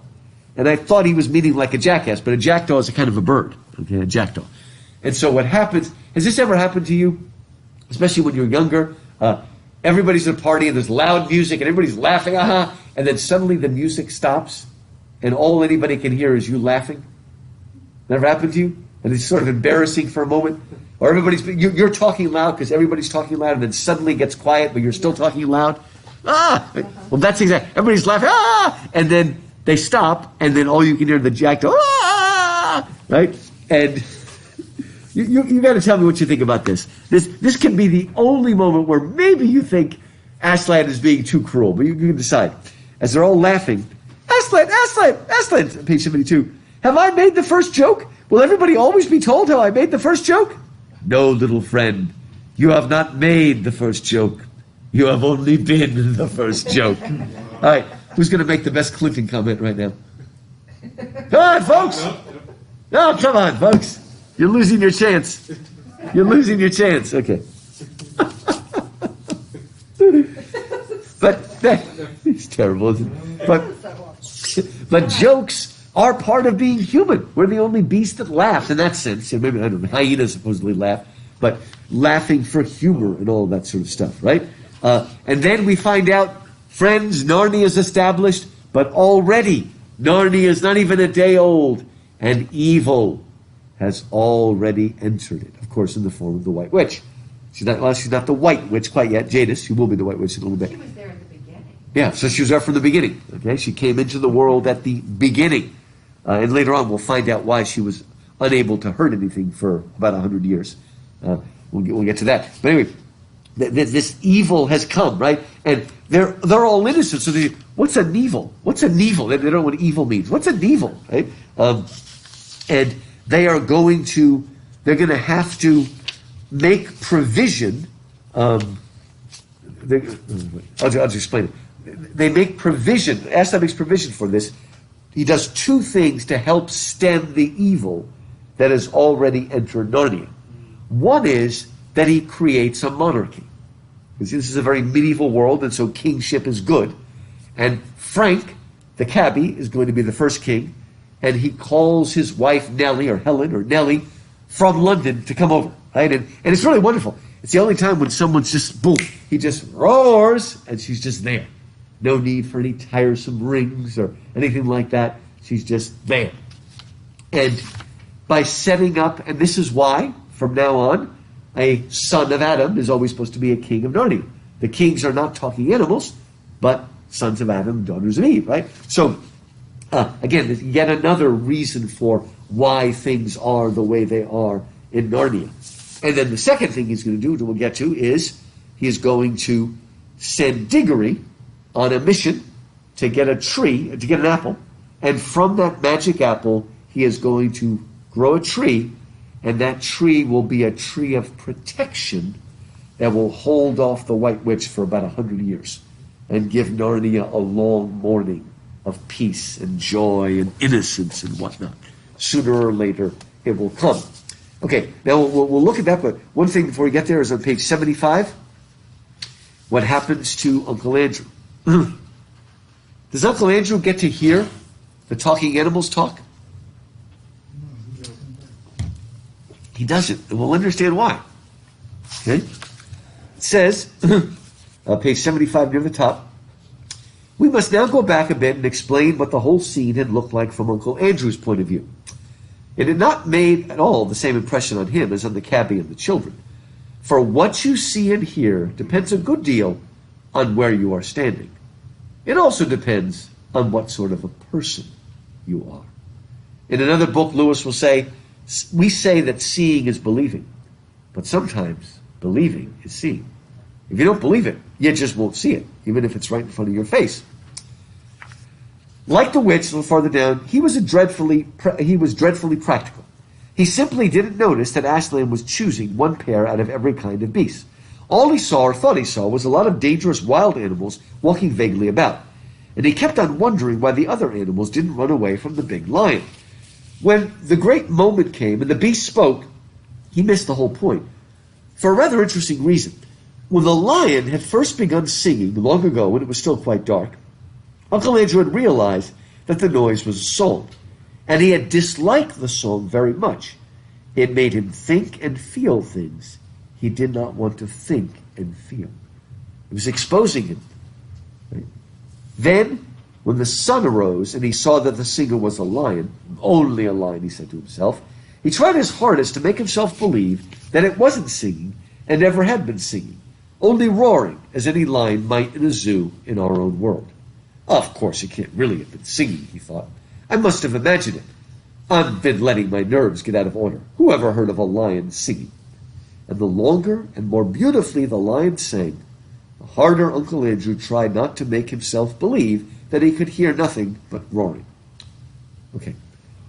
Then one of the great lines in Narnia that we should all remember. Now, the trouble about trying to make yourself stupider than you really are is that you very often succeed. This is a great line, okay?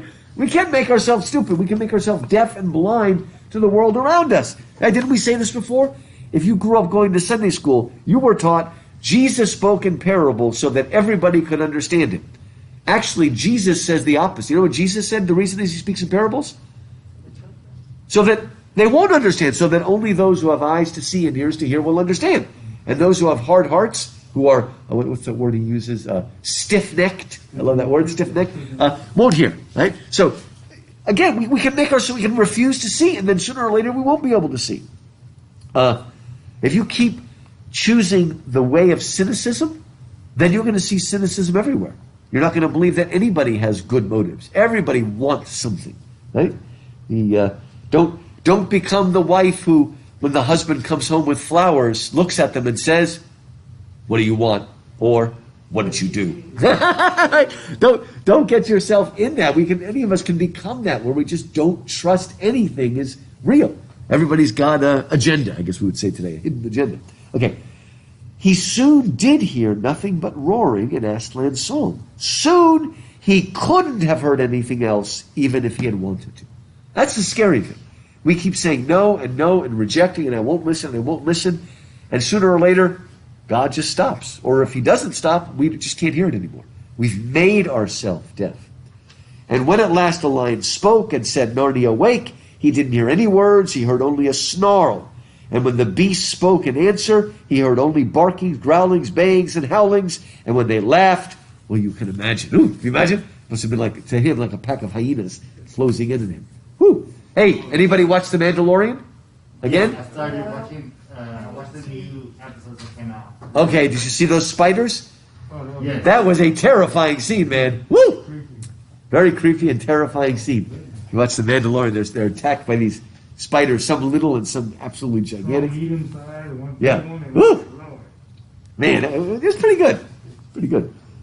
Anyway, so they end up chasing him away, and all sorts of bad things happen to him. But we're going to move on. Okay, let's go to page. Let's see. Bottom of page 79. Yeah, bottom of page 79. Wait a minute. Am I saying the right thing? Yeah. Wait a minute. Gotta get my. Yeah, I'm right. Okay, bottom of 79. I got lots of different page numbers in here. Okay. Okay.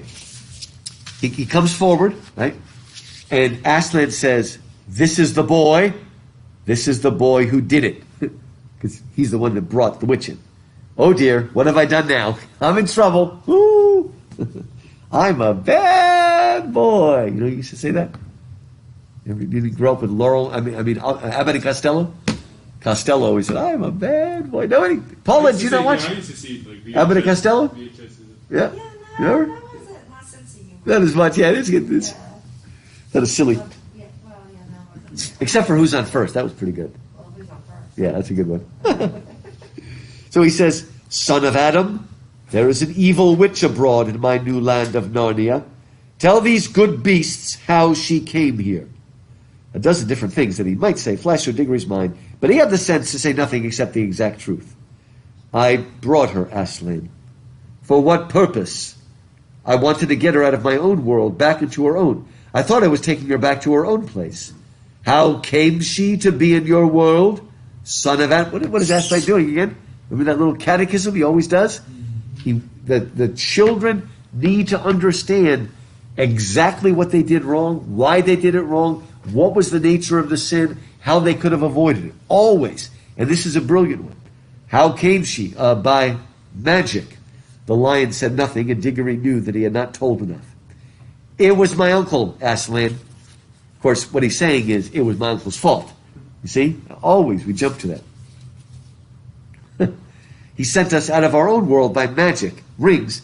At least I had to go because he sent Polly first. And then we met the witch in a place called Charn, and she just held on to us and went, you met the witch? She woke up. Notice the use of passive voice again. She woke up. I woke her. Because I wanted to know what would happen if I struck a bell.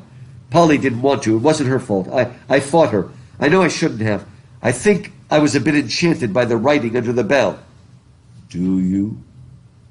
No. I see now I wasn't. I was only pretending.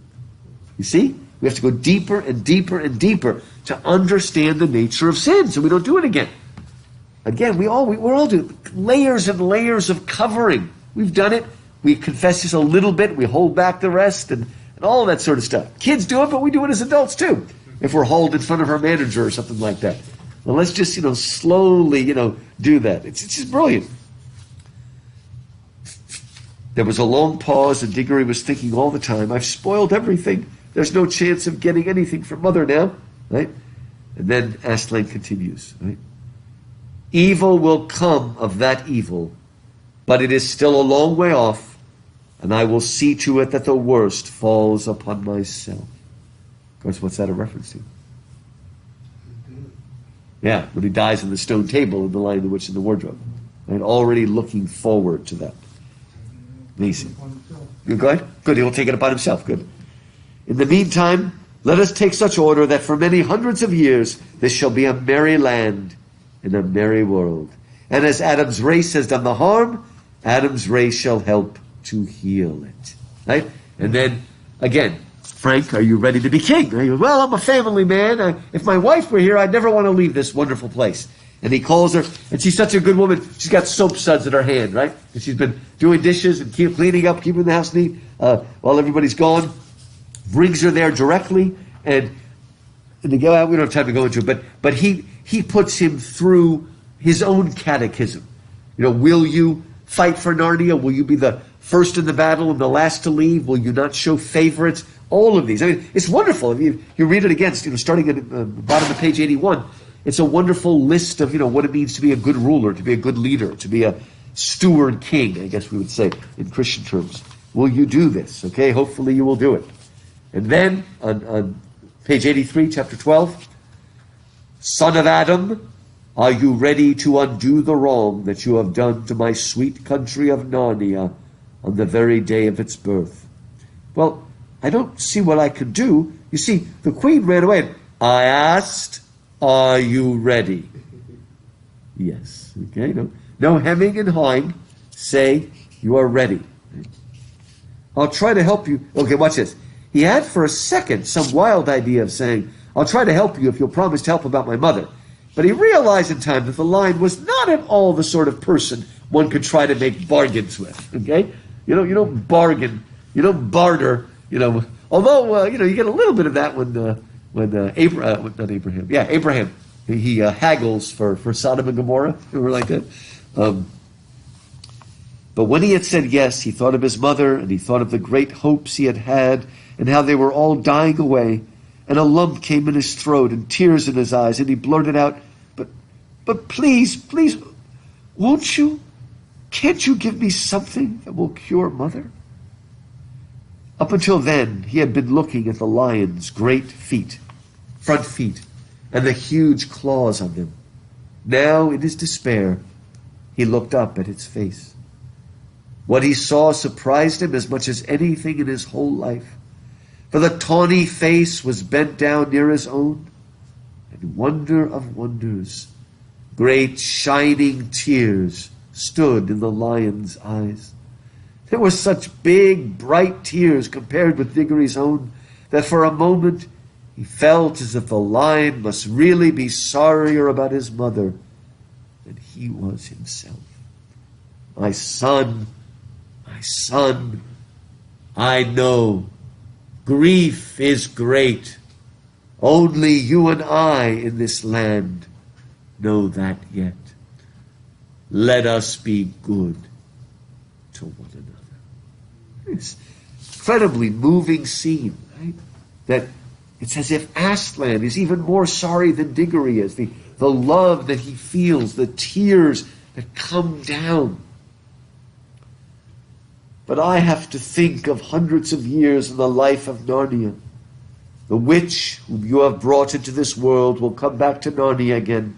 But it need not be yet. It is my wish to plant in Narnia a tree that she will not dare to approach. And that tree will protect Narnia from her for many years. So this land shall have a long, bright morning before any clouds come over the sun. You must get me the seed from which that tree is to grow. Yes, sir. And he looks up, he points it out all the way at the top of the mountain, at the edge of the world. And Diggory's like, okay, but it's going to take me a little while to get there. I hope you're patient. Okay, he's starting to learn. No excuses, it's whatever. And then, this is the part my daughter always liked, how does he help Diggory to get there a little more quickly? Yeah, give him a horse. And that's good old Strawberry, but what does he do to Strawberry? Wings. Yeah, it turns him into a winged horse. We would say a Pegasus, right? Turns him into a winged horse named Fledge, right? Like fledgling or something like new, Fledge.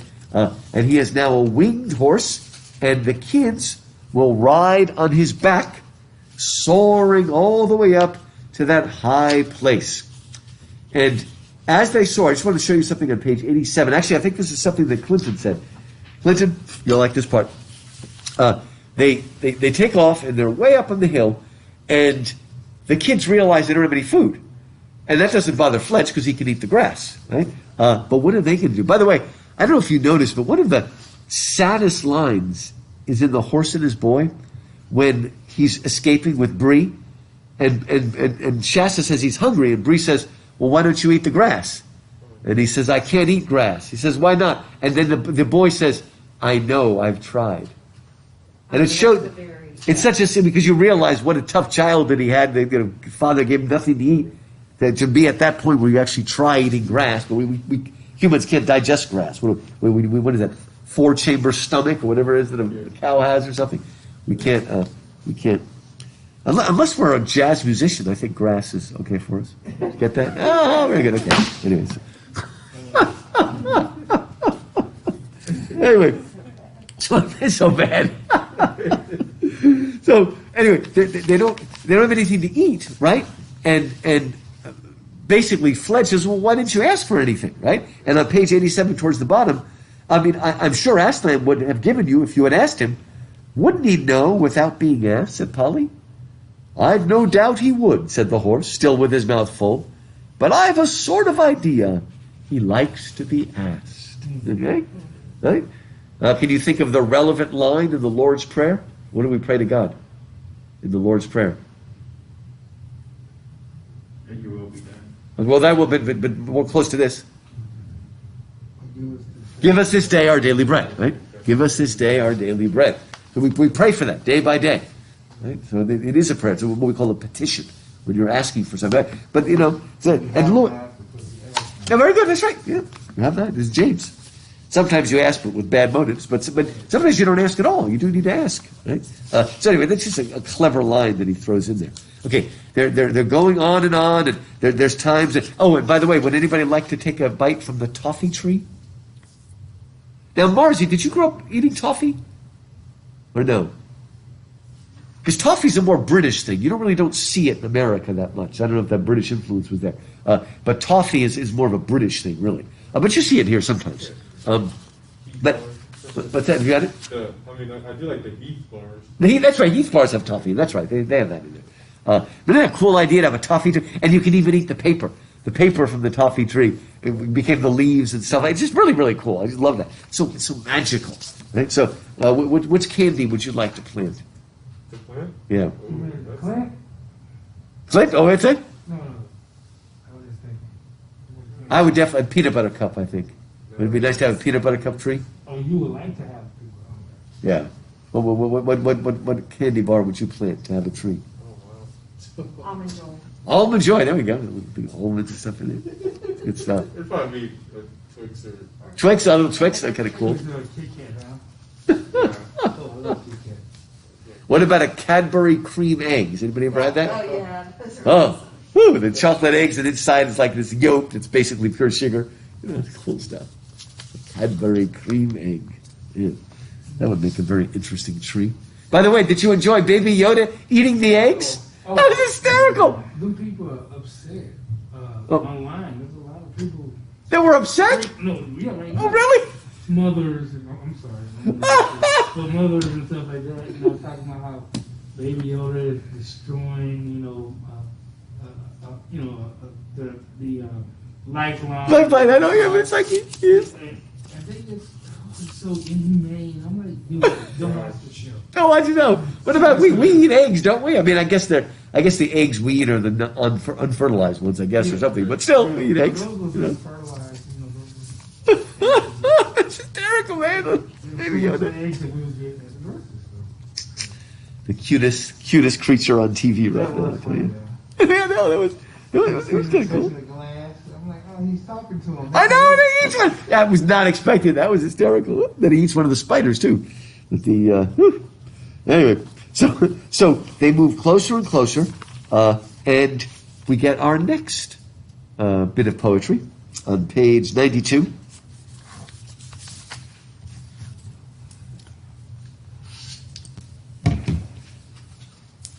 Okay, on page 92.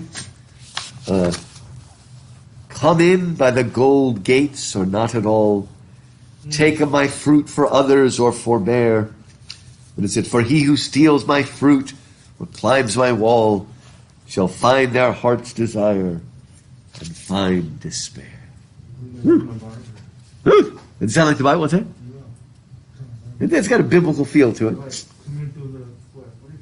Oh, yes. No, you're right. Very good. He who comes another way over the wall is a thief. Is a thief, but it's John chapter 10, the famous, where Jesus says he's the good shepherd.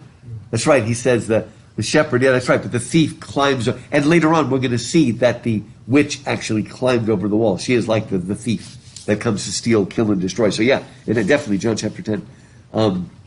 Take of my fruit for others, right? So don't do that. And again, you'll get your heart's desire, but also despair. Again, be careful of what you ask for. You may have the misfortune to get it. Okay? Be careful. Take of my fruit for, oh, okay, that's fine, no problem.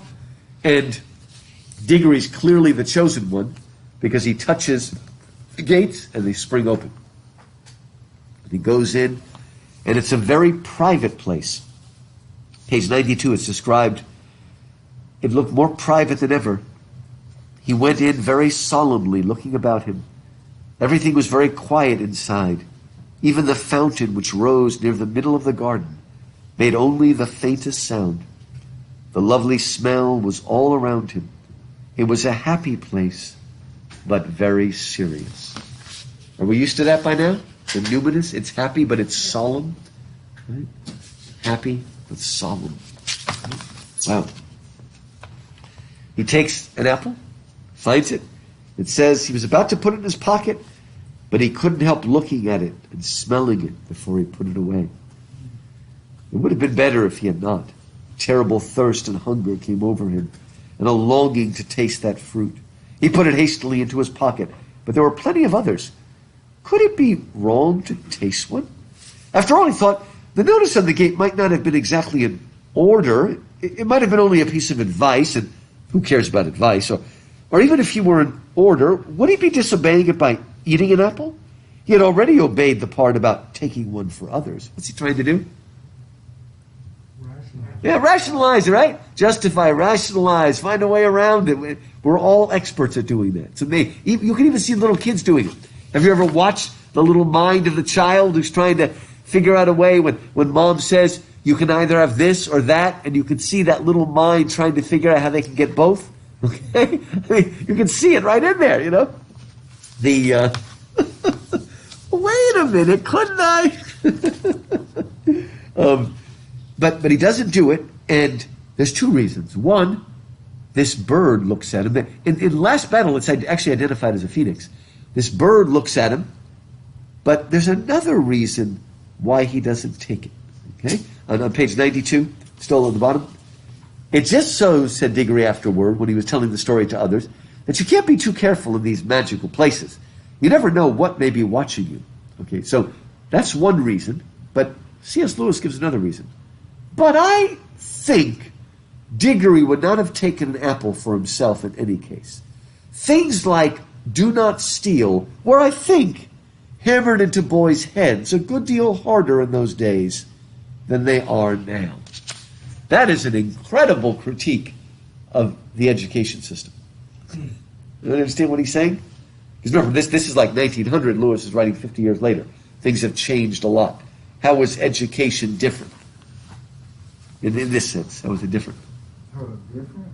Because there was taught that Yeah. at home and at school all the time. Well, what were you instilling in people in a traditional school? The Bible. Yeah, the Bible. Morality, basic things. Do not do this. I mean, basic things were taught. And that's less and less the case. Today they have what's called values clarification. And that may sound like they're teaching you virtue, but what it really means is you help your children to come up with their own values. That's what it really means. It goes back to John Dewey. Values clarification is not about teaching them, basic morality, right? There's no absolute. Well, good. That's it. We moved away from absolute statements like "do not steal." Yeah. Okay. This is great. Everything's great. Good. There it is. Everything's gray.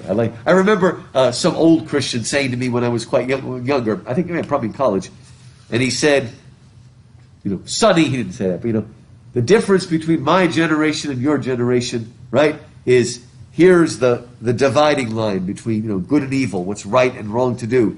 And he said, in my day, we tried to stay away from that line. Your generation wants to tiptoe dancing on that line back and forth. Probably even more true today, right?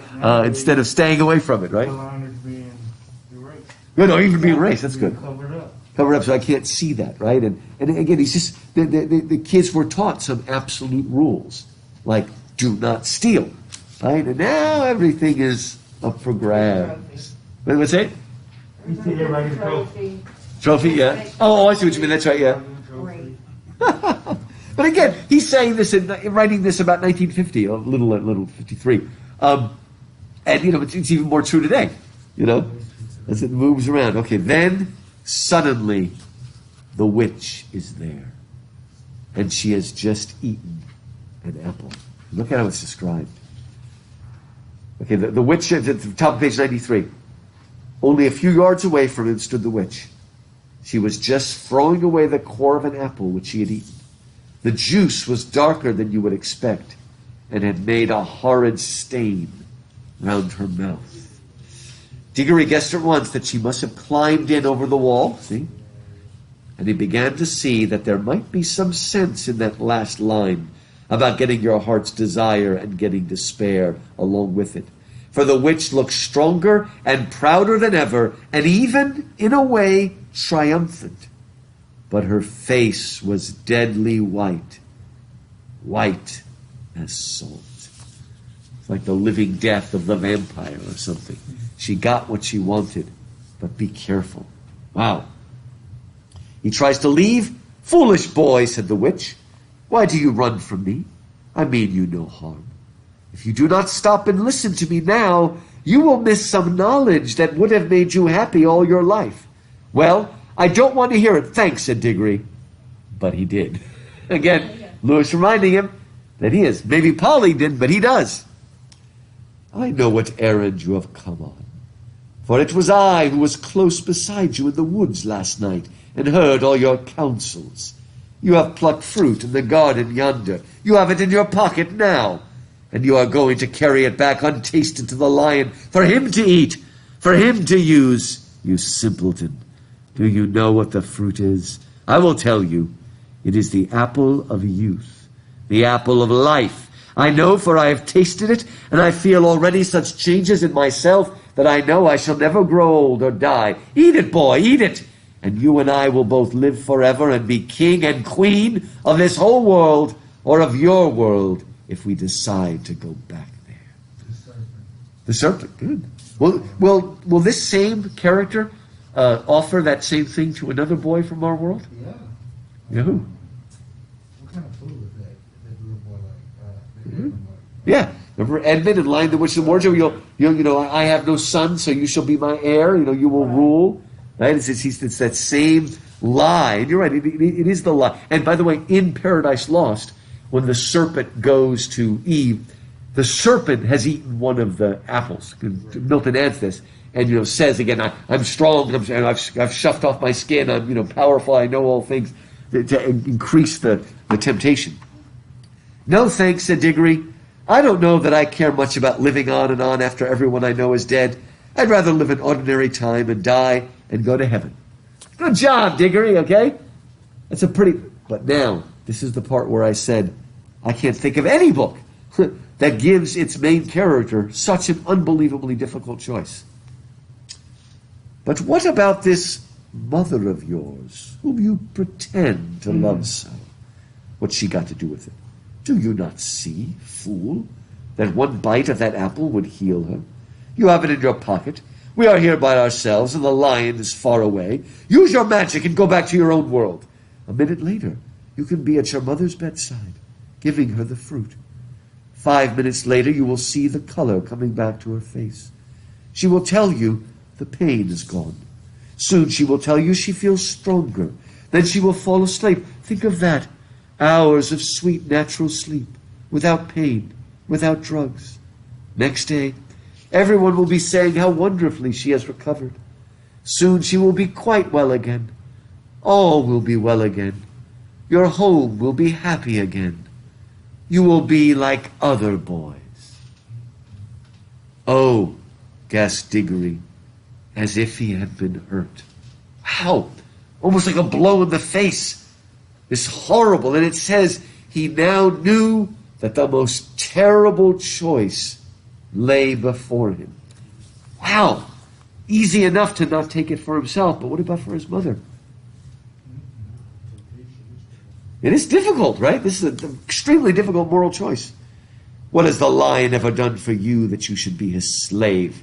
See, for the point, the evil people don't have servants. They have slaves, okay?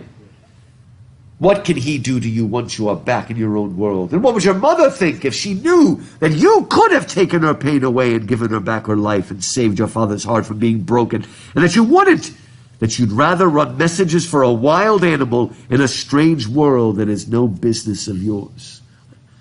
I don't think he's a wild animal. Then he is something worse. Look what he has done to you already. Look how heartless he has made you. That is what he does to everyone who listens to him. Cruel, pitiless boy. You would let your own mother die rather than... Oh, shut up. Do you think I don't see? But I promised. Ah, but you didn't know what you were promising. Man, such a snake. I'm not making this up. I still remember this. I had a friend when I was growing up, and I don't know, we were maybe 11 or something, and we were walking through the neighborhood, and there was like $1 bill or a $5 bill on the ground, right? And I saw it, and I went over to pick it up, and as I picked it up, my friend said, I claim that. No.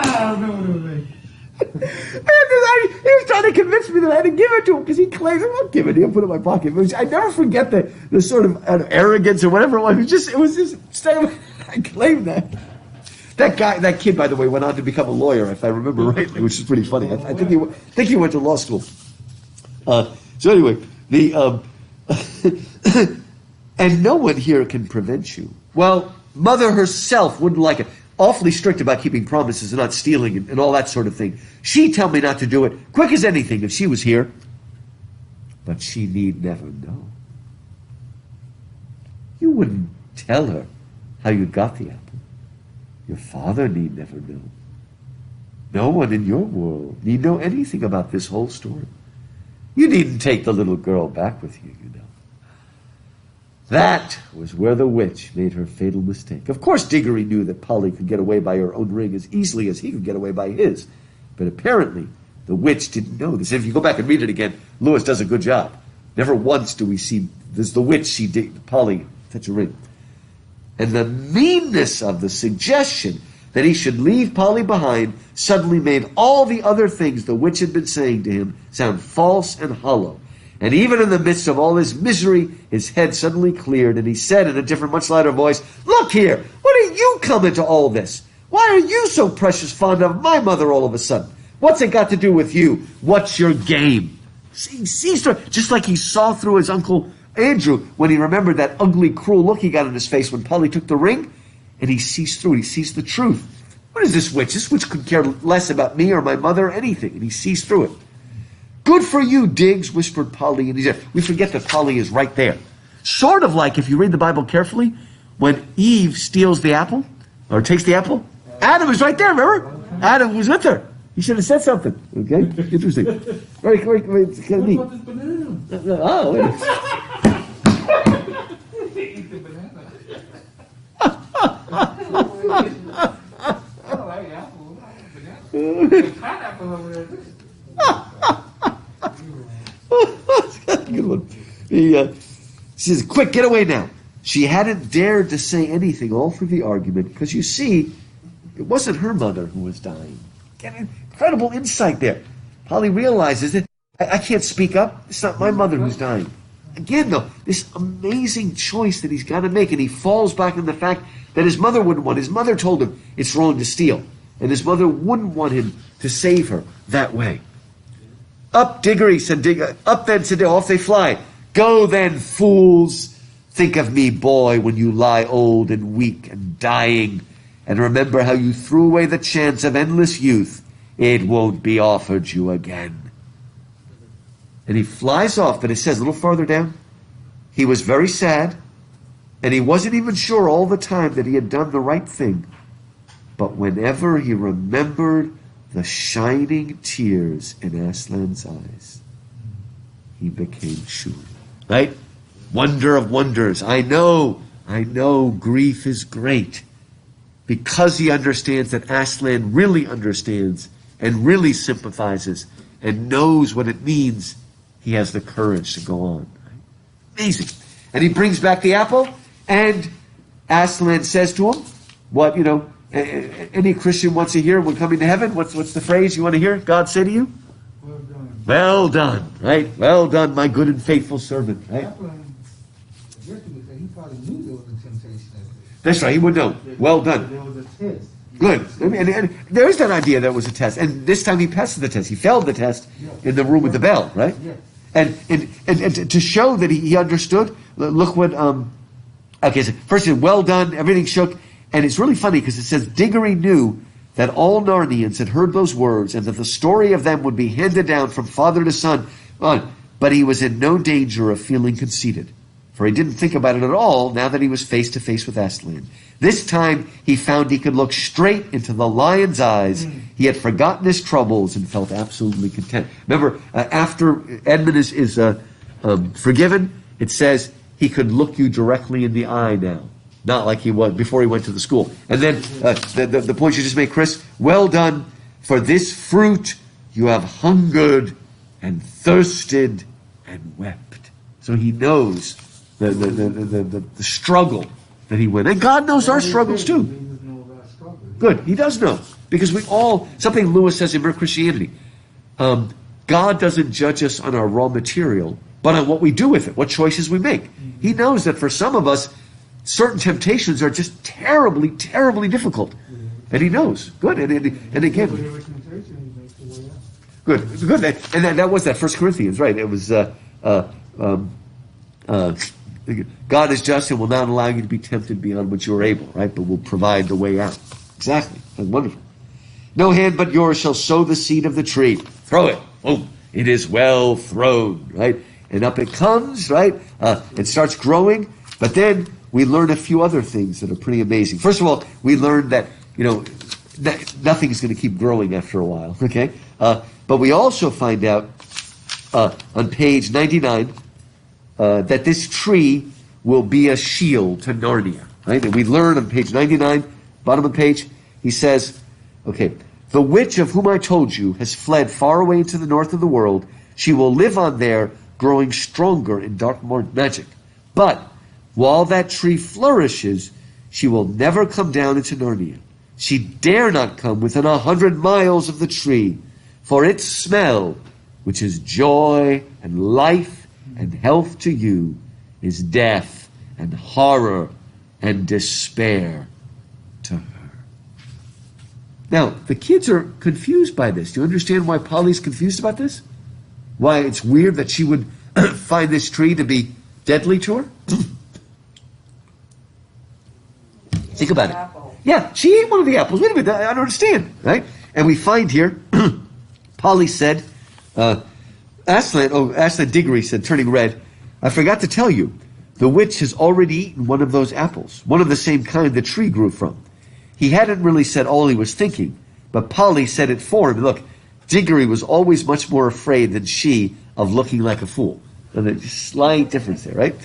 And Polly explains, well, we thought that there must be some mistake, and she can't really mind the smell of those apples, right? Because she ate one. Why do you think that, daughter of Eve? Well, she ate one. Child, that is why all the rest are now a horror to her. That is what happens to those who pluck and eat fruits at the wrong time and in the wrong way. The fruit is good, but they loathe it ever after. Kind of like Edmund eating the what? The Turkish delight, yeah. Poisonous. Again, go ahead. Oh, no, just thinking something. Do you see something profound there? Well, I'm thinking of it, how many scenarios has Aslan experienced? Or not experienced, but how many humans or people he's come across to see who would pass his test? Oh, interesting. I didn't think about that. Were there others that failed? And Exactly. that's interesting, because we certainly do find that with the silver chair. A lot of people tried to rescue Villian, Right. and none of them ever came back. Yeah. It's kind of a cool idea. Maybe it was done over and over again, like the Matrix movies, you know? Oh, yeah, exactly. Yeah, like done over and over again. Is that what you're thinking? That is cool, though, maybe. You're right. I mean, will there be one who is... And remember, in the book of Esther, basically Mordecai tells her, if you don't do this, it will go to another house. Right? I mean, it seems to me that if the Virgin Mary is like, no, I don't like that deal. It sounds kind of dangerous. I don't think there would have been no incarnation. God would have found someone else. And it would have passed to them or whatever. But yeah, that's a good point. Oh, I see, said Polly. And I suppose because she took it in the wrong way, it won't work with her. I mean, it won't make her always young and all that. Alas, it will. Things always work according to their nature. That's pretty much pure Aristotle right there. She has won her heart's desire. She has unwearying strength and endless days like a goddess. You know how the British pronounce that? Like a goddess. That's how they pronounce it. It sounds really cool. She has endless days like a goddess, but length of days with an evil heart is only length of misery. And already she begins to know it. All get what they want. They do not always like it. Again, I told you that movie Interview with a Vampire is about people who choose to become a vampire. I mean, why would you want to be a vampire? At first you would think, yeah, you live forever. Right? You stay young, you live forever. And then you realize that, that's not all it cracked up to be. Can't go out in the sun. Yeah, can't go out in the sun. That's why, the Blade movies are cool, but as soon as you allow a vampire to put on basically suntan lotion and go out in the sun, they're not a vampire anymore, okay? That's the point. Or Twilight, yeah, they're not a vampire. They can't live under the light, okay? They My dog. I don't see him out. oh, there we go. Yeah. Anyway, so quickly, it will, things always work, okay. And then he says, I nearly ate one myself. You would, he said, would I? You would, child, for the fruit always works.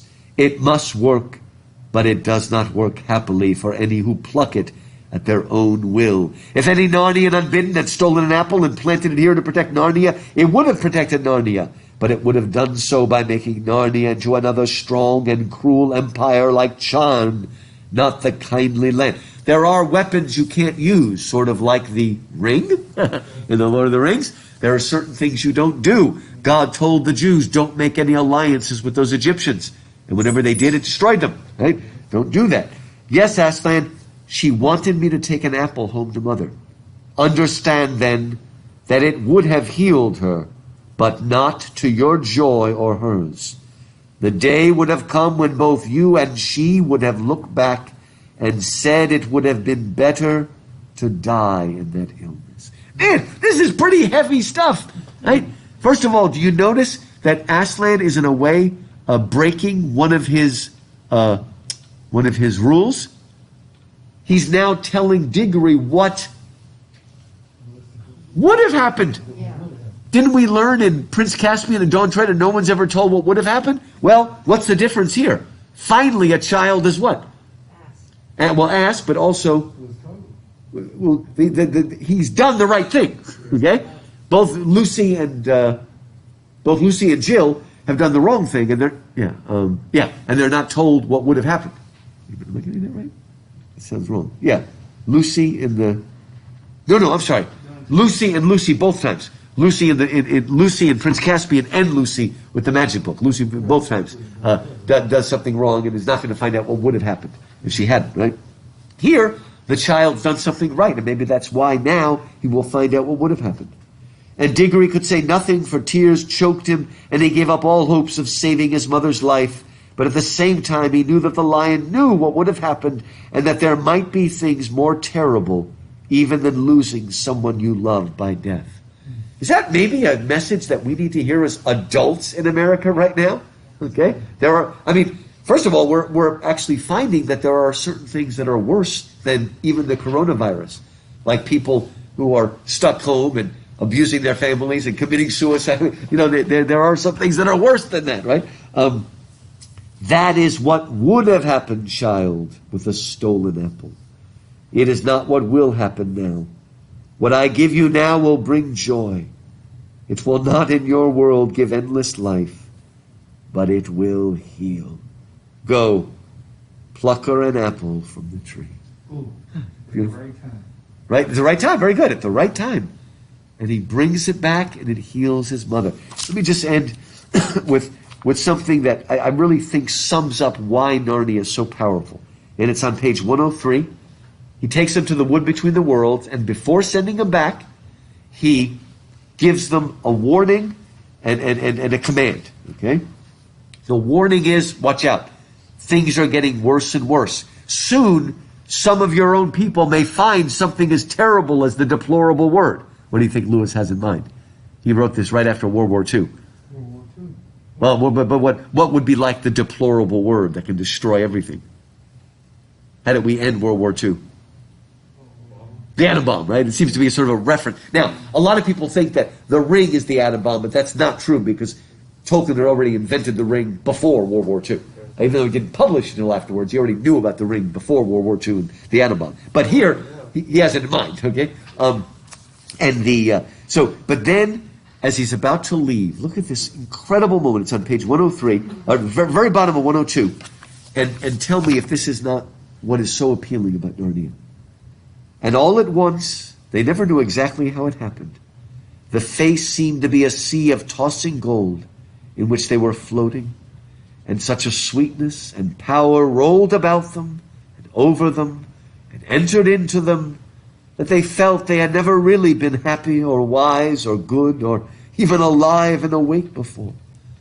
And the memory of that moment stayed with them always, so that as long as they both lived, if ever they were sad or afraid or angry, the thought of all that golden goodness and the feeling that it was still there, quite close, just round some corner or just behind some door, would come back and make them sure, deep down inside, that all was well. See, that's where Narnia is, just around the bend, just on the other side of the wardrobe, just on the other side of that old rusty gate that you've been looking at. I think that's part of the magic, that it's right there, right near us at any moment. We might press through. And N.T. Wright, a great theologian, reminds us that the kingdom of God is not up there. It's right there next to us. It's always about to break in, and it does break in sometimes. Glimpses of it. It's right there. It's not up there. It's in another dimension, if you will. But it's right there. So close. And I think that's the magic of Narnia, the magic of the doors and the portals and stuff like that. I'm going to see if any of you MFAs are going to give us a portal. Well, we already got one from Anthony. Remember, the second one is the one that he didn't build. He made the picture of it.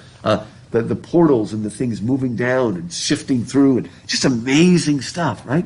And he goes back, heals his mother, and I love it says that when he pulled out the apple, suddenly everything looked dingy around it. And he says, and the smell of the apple of youth was as if there were a window in the room, and it opened on heaven.